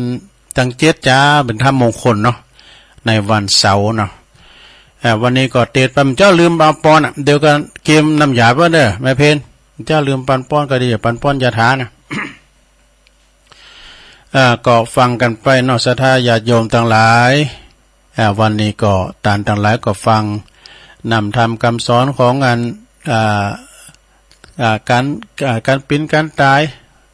แปลว่าอยู่หือเปิ้นเสียดายตายหือเปิ้นคิดถึงเนี่ยจบลงไปแล้วก็จะเรานี่ทานบัดเดี๋ยวนี้แต่เตี้ยนอยู่กันเนาะเตี้ยนอยู่จ้ะเรื่องพยามารเอาให้หน่อยเนาะก็เดี๋ยวเราจะได้ประกาศข่าวสารงานบุญก็มีหลายเหมือนกันนะศรัทธาเนาะเอาอันนี้ก่อนเนาะเราเรื่องพยามารก่อนเนาะปิ้นมารในชาดกเนอดำเนินตามความในพระธรรมว่าในค่ำคืนวันหนึ่งเนอะพระสัมมาสัมพุทธเจ้าของเฮานี่ประทับอยู่ที่ในคันธกุฎีแห่งวัดพระเชตวันทรงปราลบพยามารเนอะมีอยู่ว่าคืนมีหันวันหนึ่งเนอะกลางคืนนะพระอาคันตุกะคือตัวเจ้าที่เป็นลูกติกไก่มาเนาะพระอาคันตุกะหลายตุนหลายองค์เข้ามาสู่ในพระเจตวัน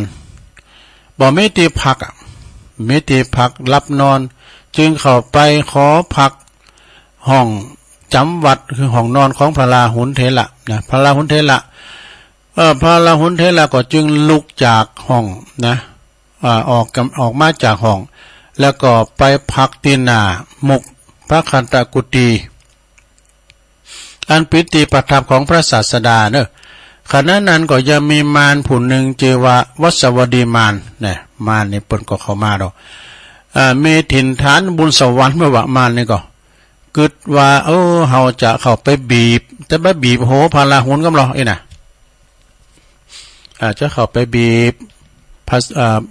ราหุลกำผู้เป็นปิยบุตรของพระศาสดานะ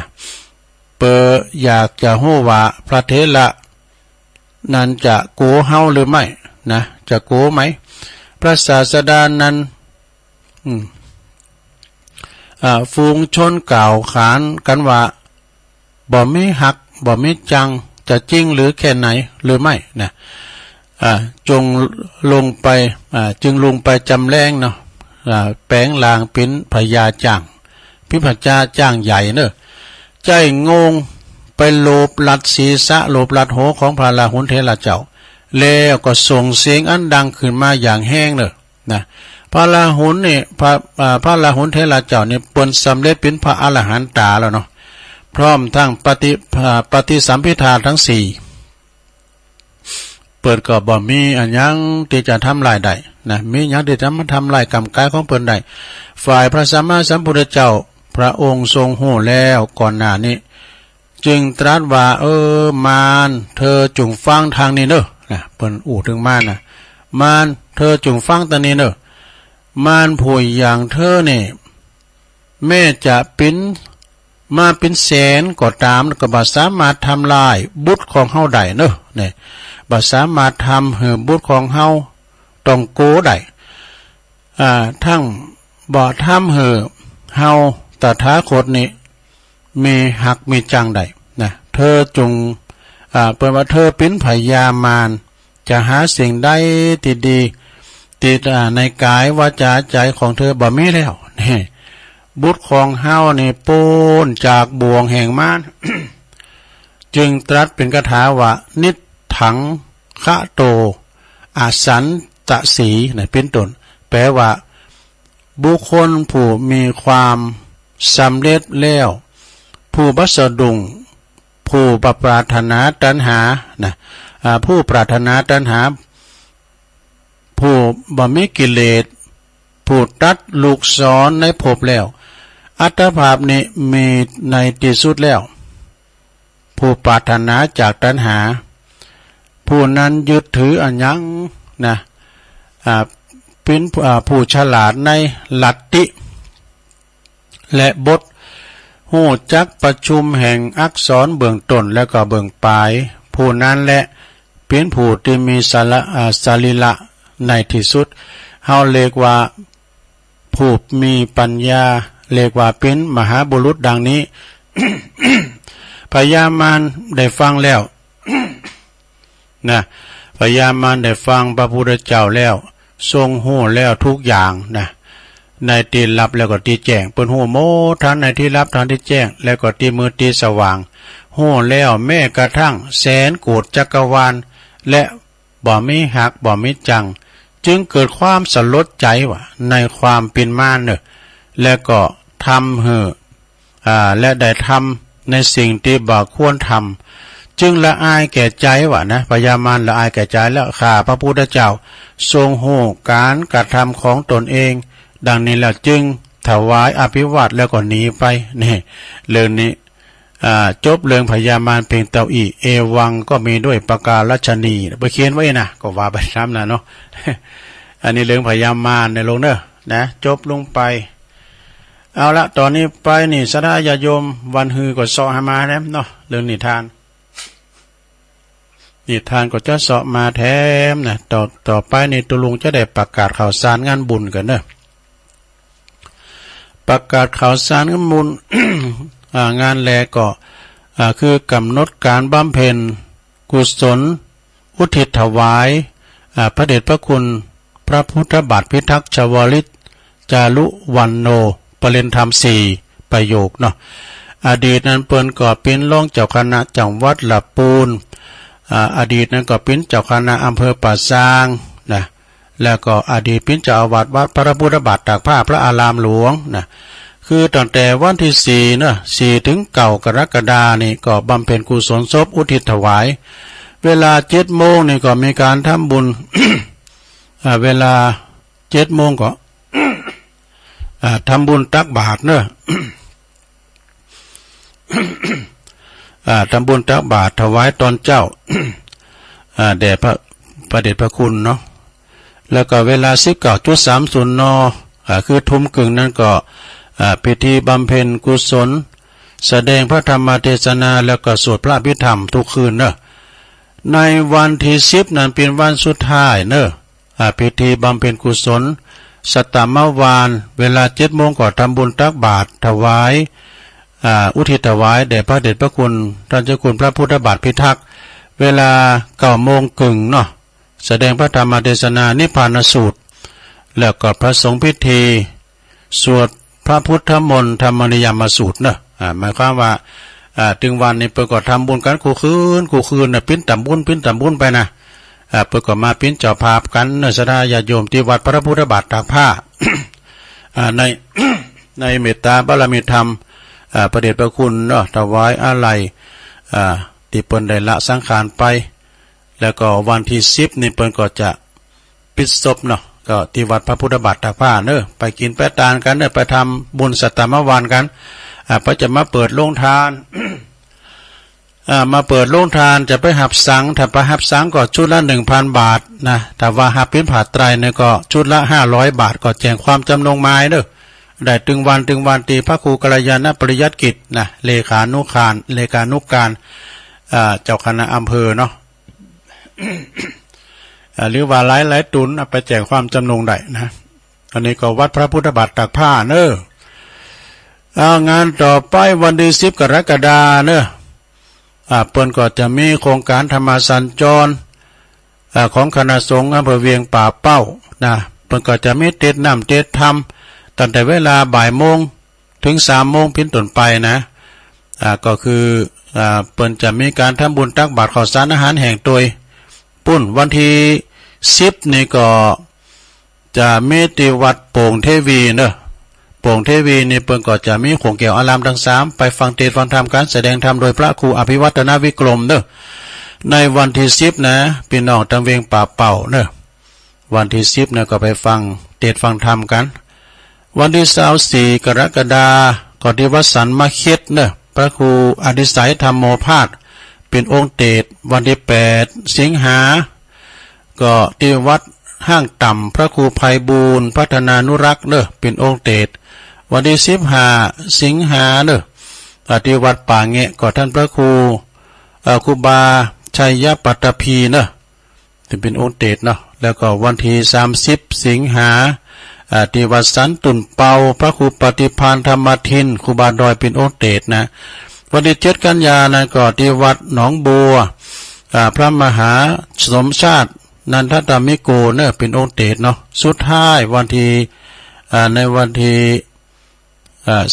13กันยายนก็วัดหนองยาวเนอะพระครูนิวิศิลสังวรเจ้าคณะอำเภอเวียงป่าเป้าปิดโครงการอันนี้โครงการธรรมสัญจรเป็นมีการเกิดขึ้นเนอะที่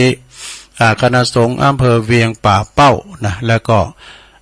โดยสมาคมผู้สูงอายุเวียงป่าเป้าจังหวัดเชียงรายเปิดเริ่มเตรียมทำตั้งแต่บ่ายโมงถึง5 โมงเสียถึงงาน15 นาฬิกาบุญเนอะอันนี้ก็เป็นข่าวสารงานบุญข่าวตั้งนอก่อนเนาะต่อไปก็ข่าวสารงานบุญวันที่นี่ นี่ประกาศไปแล้วนะ10กรกฎาคมนี่ก็ที่วัดพระพุทธบาทตากผ้าเนอะทำบุญสัตตมวานปฏิปิศพมาในวันที่10นะที่วัดพระพุทธบาทตากผ้าอันนี้ได้รับข่าวมากำลัง17กรกฎาคมนี่ก็งานทรงน้ำพระธาตุพระธาตุเจดีย์พระบรมสารีริกธาตุที่วัดวังสิงห์ค่ำในครูบาในวังพระครูวิสิตศรีลาภรณ์เจ้าคณะตำบลป่าแดดเปิดจะมีขึ้นวันที่17กรกฎาคมนะทรงน้ำพระธาตุที่วัดป่าแดดที่วัดอันวังสิงห์ค่ำเนาะเอางานต่อไปอันนี้ก็เจิญโลมทำบุญเจิญโลมสั่งบารมีมหามงคลยกจอฟ้าโดยทรงน้ำพระธาตุเจดีย์โดยทรงน้ำกู่อาทิอดีตเจ้าอาวาสโดยถวายต้านผ่าป่าเป็นกระเบิงมุงลังคาด้วยเนอะวันเสาร์ที่15กรกฎาคมนะเวลาก็9 โมงเป็นต้นไปนะที่โคงแก้วพระสมปรารถนามหามงคลดวงดีวัดดอนน้อยเนอะตำบลแม่แรงอำเภอป่าซางนะในเมตตาบารมีธรรมอาจารย์พระครูวิมลสุตตาพรเจ้าอาวาสวัดดอนน้อยรองเจ้าคณะตำบลด้วยนะ ก็เวลา9 โมงครึ่งนั้นก็พระสงฆ์เจริญพระพุทธมนต์สืบจัตตาหลวงโดยประกอบพิธียกจอฟ้าศาลาปฏิบัติธรรมอบรมกรรมฐานนะ10:39ในพิธีก็ประกอบพิธีถวายผ้าป่าสามัคคีประสงค์อนุโมทนาแล้วก็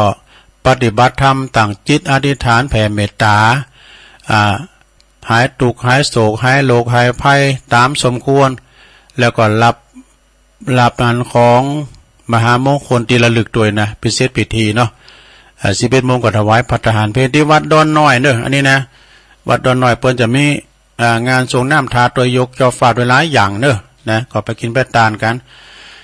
งานต่อไปเนอะสถานญาติโยมทั้งหลายวันที่6นี่อันนี้ปีนั้นผมฝากประกาศเนอะพออาจารย์มคณายกตาศาลาฝากประกาศมาวันที่6กรกฎาคมเนอะวันที่6กับวันนี้อย่างกันเนาะเปิ้นจะมีงานทรงน้ำพระธาตุเนอะทรงน้ำพระธาตุเจดีย์ที่วัดตาศาลาตำบลโขงเป้าอำเภอจอมทองนะก็มีแม่ชีคำปุ้ยเป็นจะมาโดยจากวัดพะเยาเนอะและทำงานหนึ่งก็22กรกฎาคมของงานประเพณีสงน้ำประทาที่วัดแทนคำจอมทองเนี่ยวัดแท่นคำจอมทองอันนี้ก็ทางปีนั้นพบนะปีนั้นสอนพอจานฝากประกาศมาเนอะงานข่าวสารงานบุญทำงานหนึ่งก็งานสวนโลมเนอะนะงานสวนโลมคืนสีขาวก็ดีบ้าใจคืนสีขาวก็ดีนะในวันที่15เนอะศรัทธาญาติโยมก็จะไปลืมกันไก่มาแล้วนาทิวัดตุงโป่งนี่มันจะมีการหล่อเต้นนะหล่อเต้นจำน้ำวัดสาศรัทธาญาติโยมทั้งหลายภายจะปิ้นเจ้าภาพแทนเต้นนี่ก็ปิ้นเต้นธรรมจักรนะเต้นแทนธรรมจักรก็คือหมายความว่าเพิ่นก็จะมีการ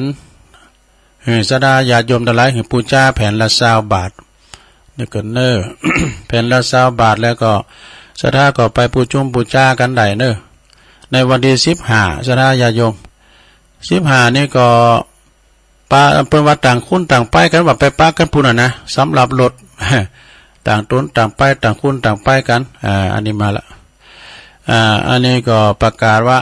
ขอเชิญพุทธศาสนิกชนนักศีลนาบุญทุกท่านรวมทำบุญหล่อเต้นพรรษาประจำปี2566นะรวมทำบุญแผ่นเต้นธรรมจักรแผ่นละ20 บาทแล้วก็หล่อเต้นพรรษาถวายอธิวัตรพระบาทอุดมนะตำบลเวงอำเภอฝางจังหวัดเชียงใหม่หรือทำบุญตามกำลังศรัทธาเนี่ยหล่อเต้นพรรษาในจำนวน9 เล่มแล้วก็ถวายเต้นพรรษา15 วัดเนอะ15 วัดอันนี้15 วัดนี่เปิ้นหล่อก่อนแล้วนะในวันที่15นี่เปิ้นก็จะแห่กันมาเอากะนะแห่แหนเต้นแต่กันมาหับเอาเต้นณที่วัดทุ่งโป่งเนอะ15 กรกฎาคมตำบลเมืองปานอำเภอเมืองปานจังหวัดลำปางเนอะ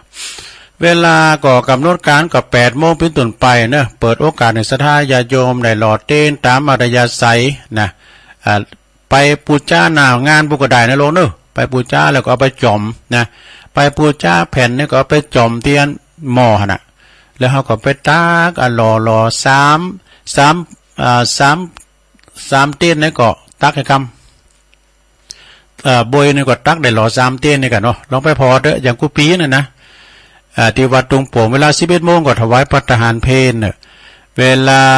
12 นาฬิกาเต็งก็เชิญญาติโยมรวมรับประทานอาหารแบบโรงทานเพราะจะไปเปิดโรงทานก็ไปเนอะ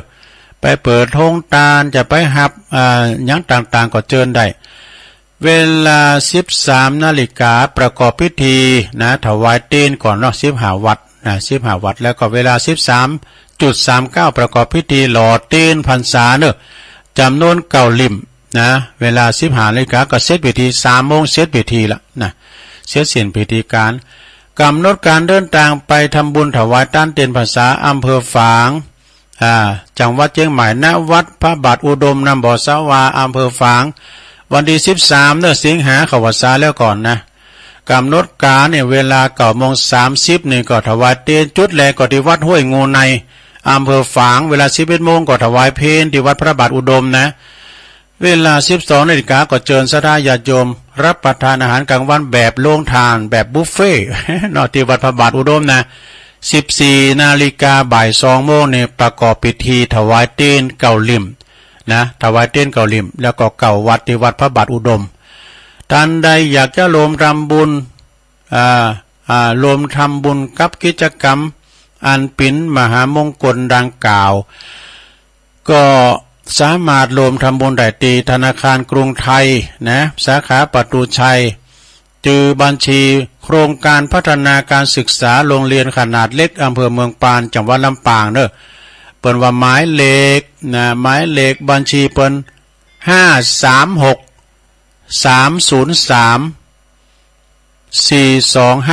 536-303-4255นี่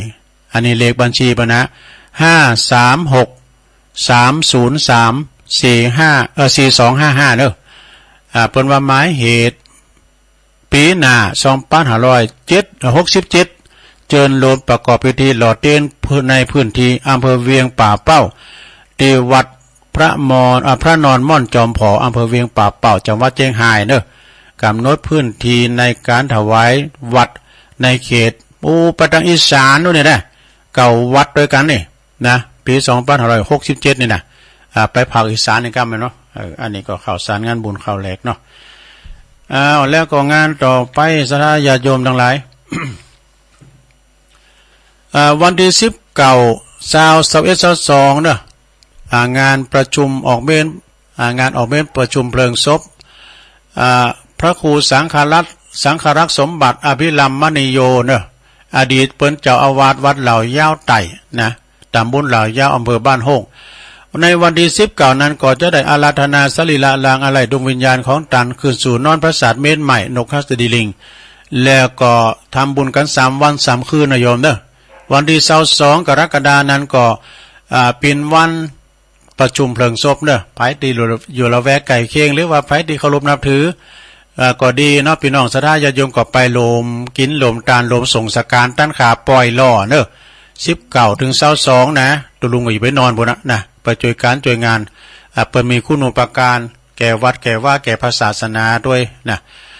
อันนี้ที่วัดเหล่ายาวไต่นะลงเนอะวันที่20ก่องานประเพณีโซนน้ำพระธาตุวัดป่งรูตำบลนครเจดีย์อำเภอป่าซางพระอธิการถาวรถาวโรเนอะแล้วก็วันที่25หมอนนัดบัจจัยสุมาเด้ออันนี้มันเกี่ยวกับอันตุลุงเป็น มันสลัมวะเนี่ยวันที่25หมอนนัดว่านาดีวัดสันเหมืองเนี่ยเป็นมีโครงการสร้างวิหารหรือว่าศาลาครอบพระเจ้า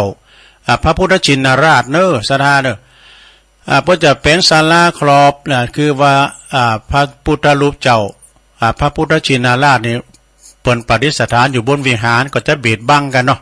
ก็เลยเพื่อจะแปลงอันศาลาอันไว้ตั้งลุมไว้กันแล้วก็จะได้อัญเชิญอาราธนาพระพุทธชินราชมาประดิษฐานที่ศาลาวิหารปิ้นดิมอดีงามแล้วก็พายจะไปขอโจขอลาบขอป้อนประจิถูกจิเตียนตีศาลาหันใดเนาะสำหรับงานนี้ก็ท่านอาจารย์พระอาจารย์เน้นหลักเปิดก็หับเสา1 ต้นนะพระจะเป็นเจ้าภาพรวมกับพระอาจารย์เน้นหลักก็10 บาท20 บาท100 บาทก็แจ้งความจำนงหมายได้เนอะเสาตุ่นหนึ่งก็2,500นะ2,500ก็มีหลายตุ่นอยู่จะหับเป็นเสาเลยก็ได้เนอะติดต่อดีพระอาจารย์เน้นหลักปัญโยนันแล้วก็อาจจะห้อมเมชั่นชิดก็ได้นะเล็กปุนหินดินทรายก็ได้เนอะติดต่อสอบถามได้ที่พระอาจารย์เน้นหลักปัญโยนันนะวัดสันเหมืองพระอาจารย์เน้นหลักเพิ่งก็มาออกรายการหนึ่งเฮาฟังต่างหลายเนาะศรัทธาญาติโยมเฮาก็ฟังและตุลุงก็ติดตามฟังเปิ้นตลอดนะเปิ้นเวลาว่าตุลุงก็ดีตุนได้ตุหนึ่งได้ออกรายการนะเปิ้นก็จะได้มาเตนอีกก็ดีเนาะศรัทธาญาติโยมทั้งหลายแต่วันเสาร์นี่ตุลุงนี่ตอนเจ้าออกได้อยู่เนอะตอนบ่ายตอนแรกนี่ก็พูดไหนก็ลงวาก้ำกัน จะได้ไปช่วยการช่วยงานที่วัดพระพุทธบาทตากผ้าเลยนะวันที่วันที่8 9 10ปีนะพระครูกัลยาณประยัติกิจเปิ้นโทรมาขอไปช่วยการช่วยงานก็ยินดีที่เปิ้นบอกนะเพราะว่าตุลุงก็เคยไปปึงบารมีปึงใบบุญของอาจารย์ดันเจ้าคุณพระพุทธบาทพิทักษ์นะไปจำวัดสาที่หันแล้วก็ได้ไปปั่มเป้งบารมีธรรมที่วัดโคงแก้วอารามทั้ง3วัดพระพุทธบาทตากผ้าโดยก็จะได้ไปช่วยการช่วยงาน8 9 10นะถึงวันที่10เนาะที่วัดพระพุทธบาทตากผ้างานบำเพ็ญสัตตมวันกุศลศพของท่านเจ้าคุณเนาะศรัทธาญาติโยมต่างหลายตอนนี้ไปตุลุงจะลองตักต่างลายบอกกันเนอะ คนดอยนกยุงขับไวสานะครับเนอะเมตตาบารมีธรรมพระเดชพระคุณท่านพระครูสันติเจติยากรเจ้าอาวาสวัดเกตกาลามไวสานะครับเนอะไวสาในบารมีของท่านผู้ที่ทำคนเดิมนะรองเจ้าคณะอำเภอลี่นะพระครูพุทธิธรรมสุนทรนะวัดเมตือในวันนั้นก็ป้ากันบ่ได้ไปไหวประชาการไปทรงน้ำศพท่านเจ้าคุณที่วัดพระบาทคลื่นกลุ่มขึ้นสีขาวด้วยเนาะแล้วก็กลุ่มเทพารักษ์เพื่อนพ้องน้องพี่22ชมรมสกาย65ด้วยเนาะแม่ครูเกษณีโดยคุณแม่ทองคำพรหมมินทร์ด้วยเนาะฟังอยู่เจ้าแล้วก็แฮมทองคำหนึ่งใน2ทองคำเนาะแม่ครูทองคำที่วงคจากวัดจากบ้านปุ่นเนอสีโบบานบนนะเสาหินสีโบบานเนาะอสมคุณแม่การดาสีเนตรฟังชัดเจนดีฟังจากถ้าได้อยู่สันกำแป้งหรือว่าหางดุ้งมันเป็นมีบ้านหลายหลัง แม่อุ้ยน้องเดินเนอกับไวสาลุงเจ้าฟังอยู่แม่สีโนนสีจมเนี่ยเซนตุนมงเนี่ยเซนตุนมงฟังอยู่เนอพี่น้องไม่อายนะไม่อายปุ่นนั่นเนี่ยเปิดว่าได้ยินแผ่นด้วยลางว่าน่ะตุลุงเนี่ยด้วยลางก็ได้ยินว่าคุณแม่จีรพันธ์โมป้อกราบไหว้สาธุลุงรับฟังอยู่เนอะเจ้าชัดเจนดีอันนี้ปุ่นเนอะเวงป่าเป่านะน้องโบแม่ขจารบนนะแล้วก็อันนี้จากปุ่นสาธุตุลุงฟังอยู่เจ้าอันนี้ปุ่นสังกัดแป้งเนาะ โบกก้าง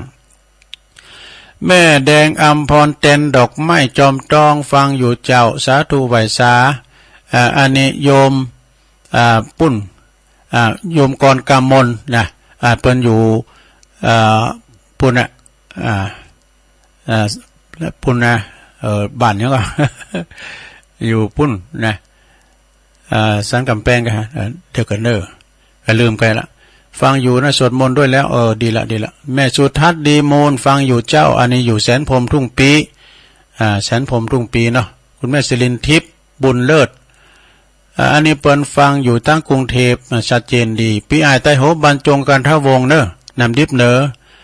กับไวสาดวงฟังอยู่เจ้า แม่หลงสายฝนจันกุณนะพี่น้องหลายปิงน้องผักขาวเนอะโยมนวลนิชวชาติฟังอยู่แม่จีการดณีสายยะนะจากเวียงป่าเป่าปนฟังกันหลายเนอะโยมการหาสีเพชรฟังจากเชียงใหม่พุนะกลับไวสาดวงรับฟังอยู่เจ้าให้กำลังใจขอบคุณหลายๆเนาะ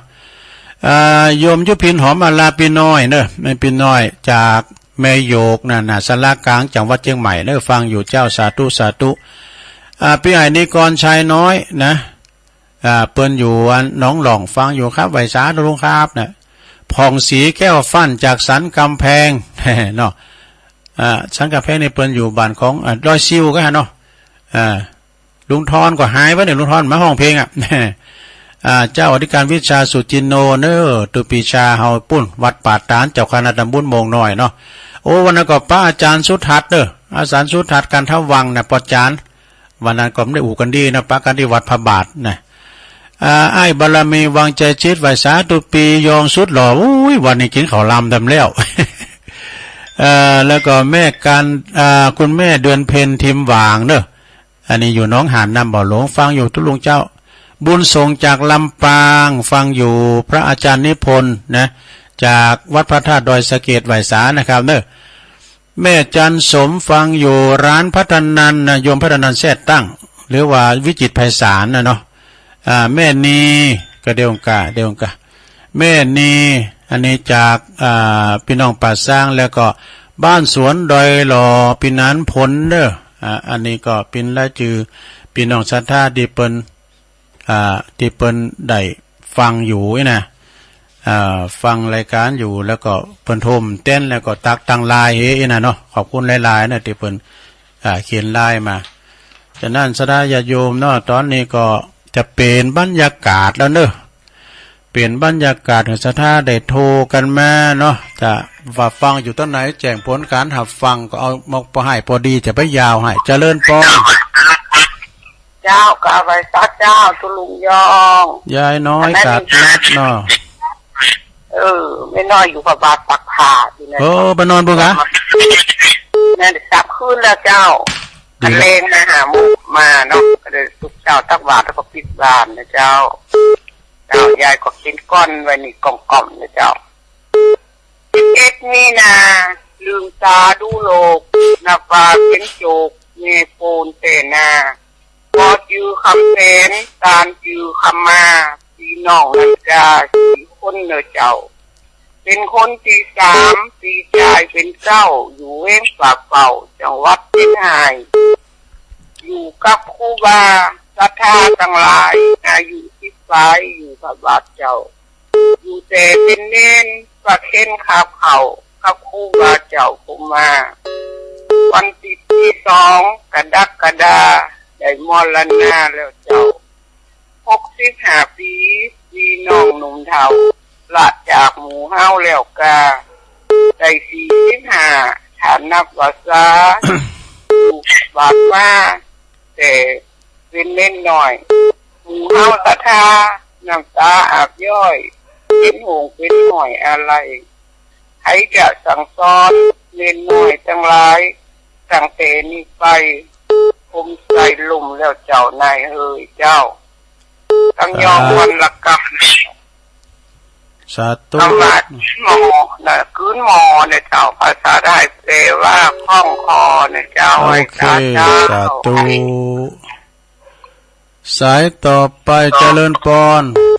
เป็นจ๋าครับตุลุงที่3และ2อยู่นี่ครับวันนั้นประเสริฐเนาะ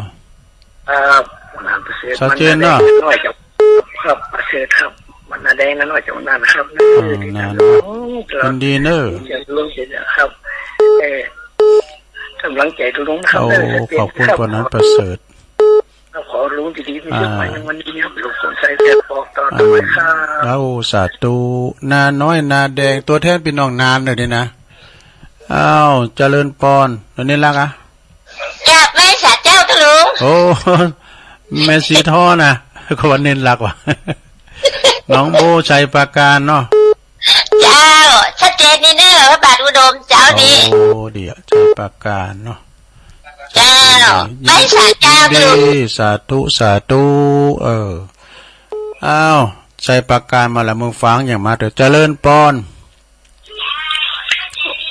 วันเจ้าลุงอันนี้แม่พิมพ์นะแม่พิมพ์เจ้าแม่พิมพ์เนาะประเดชห้องเจ้าแล้วนะเจ้าเดี๋ยวยินดีหลายๆเนี่ยแม่พิมพ์ประเดชเนอะเจ้าชัดเจนดียินดีหลายๆไหว้สาเจ้า17เนี่ยเปิ้นส่งน้ำถาที่วัดวังสิงคำเนาะเจริญปอนธรรมราชเจ้าถึงยายพรร้องบัวแดงชัดเจนดีเนาะยายพรเนาะยินดีหลายๆดีมีสุข0899555656เจริญปอนพระเจ้าตะลุงในวันบันกอกเนอะฟังอยู่ทั้งแม่วันบันกอกเนาะสบายดีนะเนาะสบายดีแล้ววัดธรรมะมันมีงานแล้วนะเนาะเป็นมีงานวันนั้นก็ลุงไปเหมือนกันนะก็ลุงไปวันที่8-9นะท่านอาจารย์โทรมา8-10ป่ะไปธรรมะไปหมู่กันวัน17เป็นปีเจ้าภาพก็เป็นวันเนาะคุณ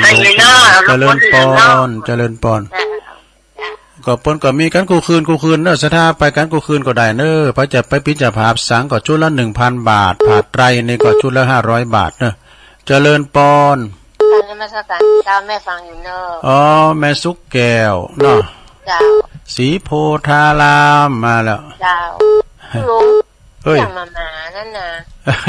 ภาษาเฮาจะพูดอู้ก็ได้ไปแล้วถ้าเป็นหูภาษานะก็บัดตู้เนี่ยนะจะจืมแต่น้อยก็เฮาตู้ในเหลียวมาจะเว้ยชื่มการ์ตูนมันหูภาษาน่ะมันปากมันไหลแล้วเนาะพิการไปชวนประตูรถท่าไม่เนอหูได้ไปอยู่หันน่ะก็น่ากะมันหูแต่ว่าอู้บ่ได้มันได้มันได้นะบทเป็นม้าเนี่ยเป็นม้าตำรวจก็มีนะเนาะเจ้ายินดีแม่สุกแก้วหลายๆเด้อเจ้านมัสการเจ้าไปท่าแม่อยู่ที่รถเปิ้นเด้อมันก็ไปถ่าเฝ้าโค้ยังไงมันก็เฝ้านะม้าเดี๋ยวเป็นม้าฝรั่งนี่นะเป็นมียศเหมือนกันนะเนาะ0899555656โทรเข้ามาเวลาหลายอยู่เจริญปอนเจ้าไปสาเจ้าก็ร้องสาวคุ้มตะวันเนาะเจ้าฟังอยู่เลยยินดีเลยล่ะหมานี่ให้กำแต้เลยก็รู้หมาแมวกำมันหูกำมันหูเลี้ยงหมดแต่มันปากมันได้ให้เรากินเลี้ยงมันก็กินเลี้ยงมันก็เลี้ยงอะโมลีมันดูดด้วยมันดึงนอนเต้าให้หน่อยเขานอนมันหวังว่าเขาสบายมันจะแตะก็เหมือนกับบัตรตูเนี่ยมันนอนเฝ้าหน้าห้องได้ยินดีนะแม่เนออย่างบัตรตูนี่มันหน้าอยู่ห้องนี่นะไปเข้ามาแต่มันหงีเขียวจะนะขนาดเน้นมาย้ำไหนน่ะมันค้างว่ะ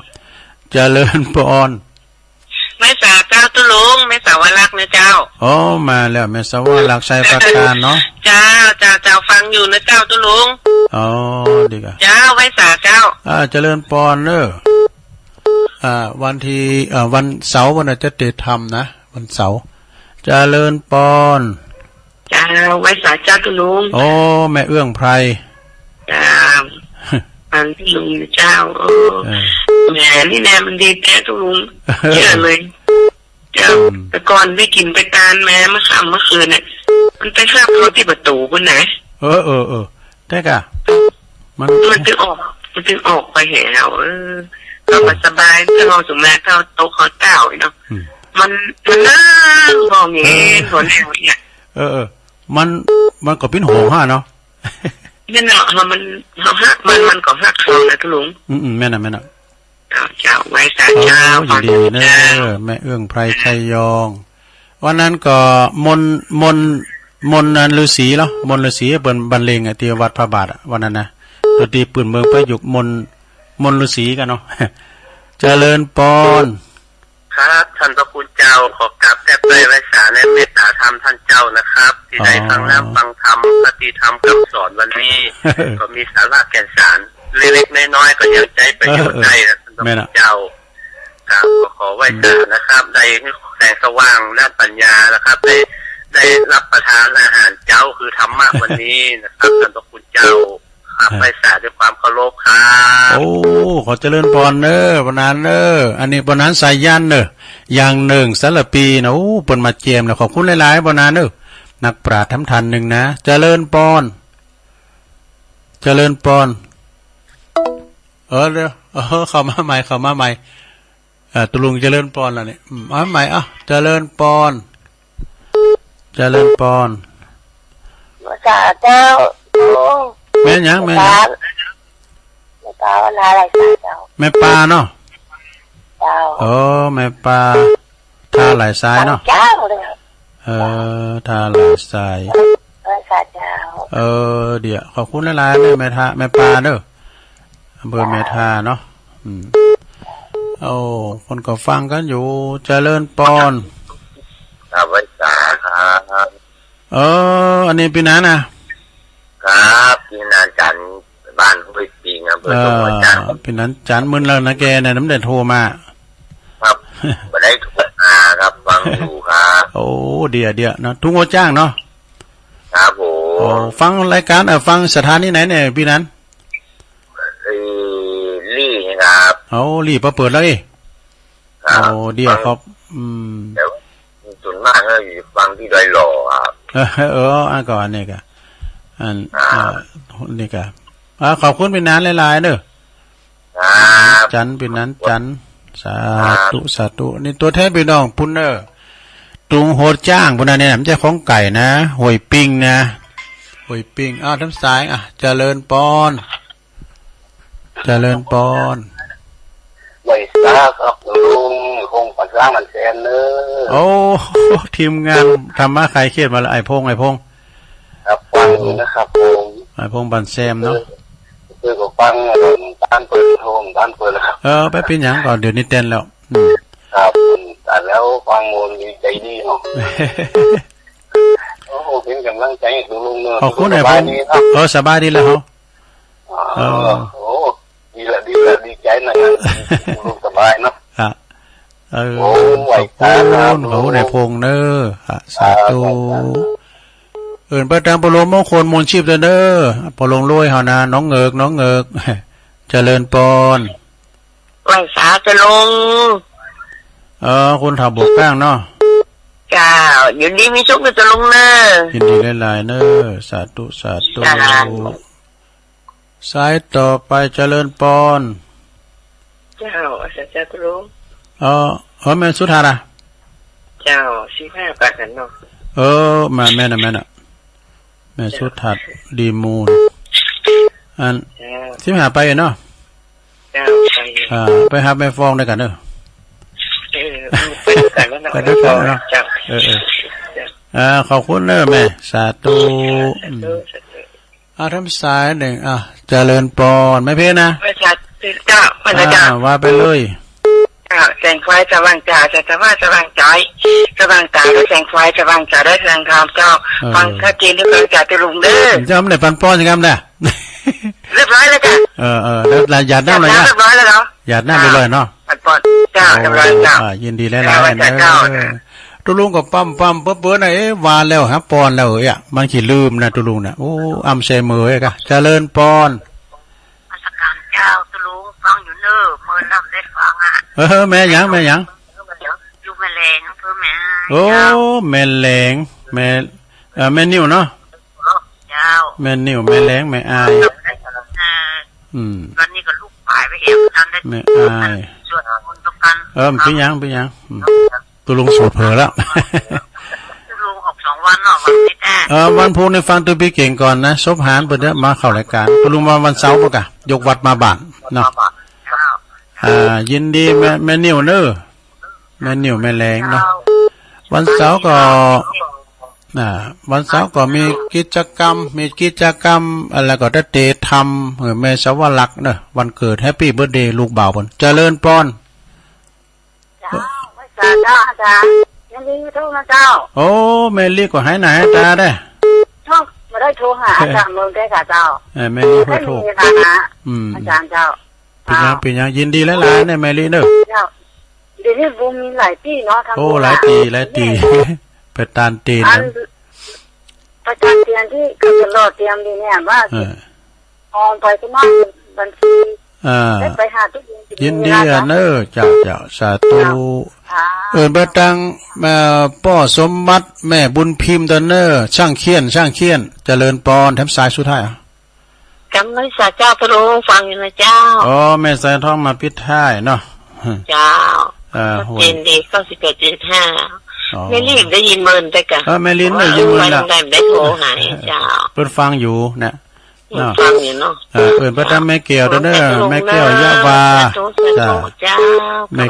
เจริญพรแม่เกี่ยวยะวาหอยโทกด้วยหอยละด้วยเนอะแม่เกี่ยวเนอะ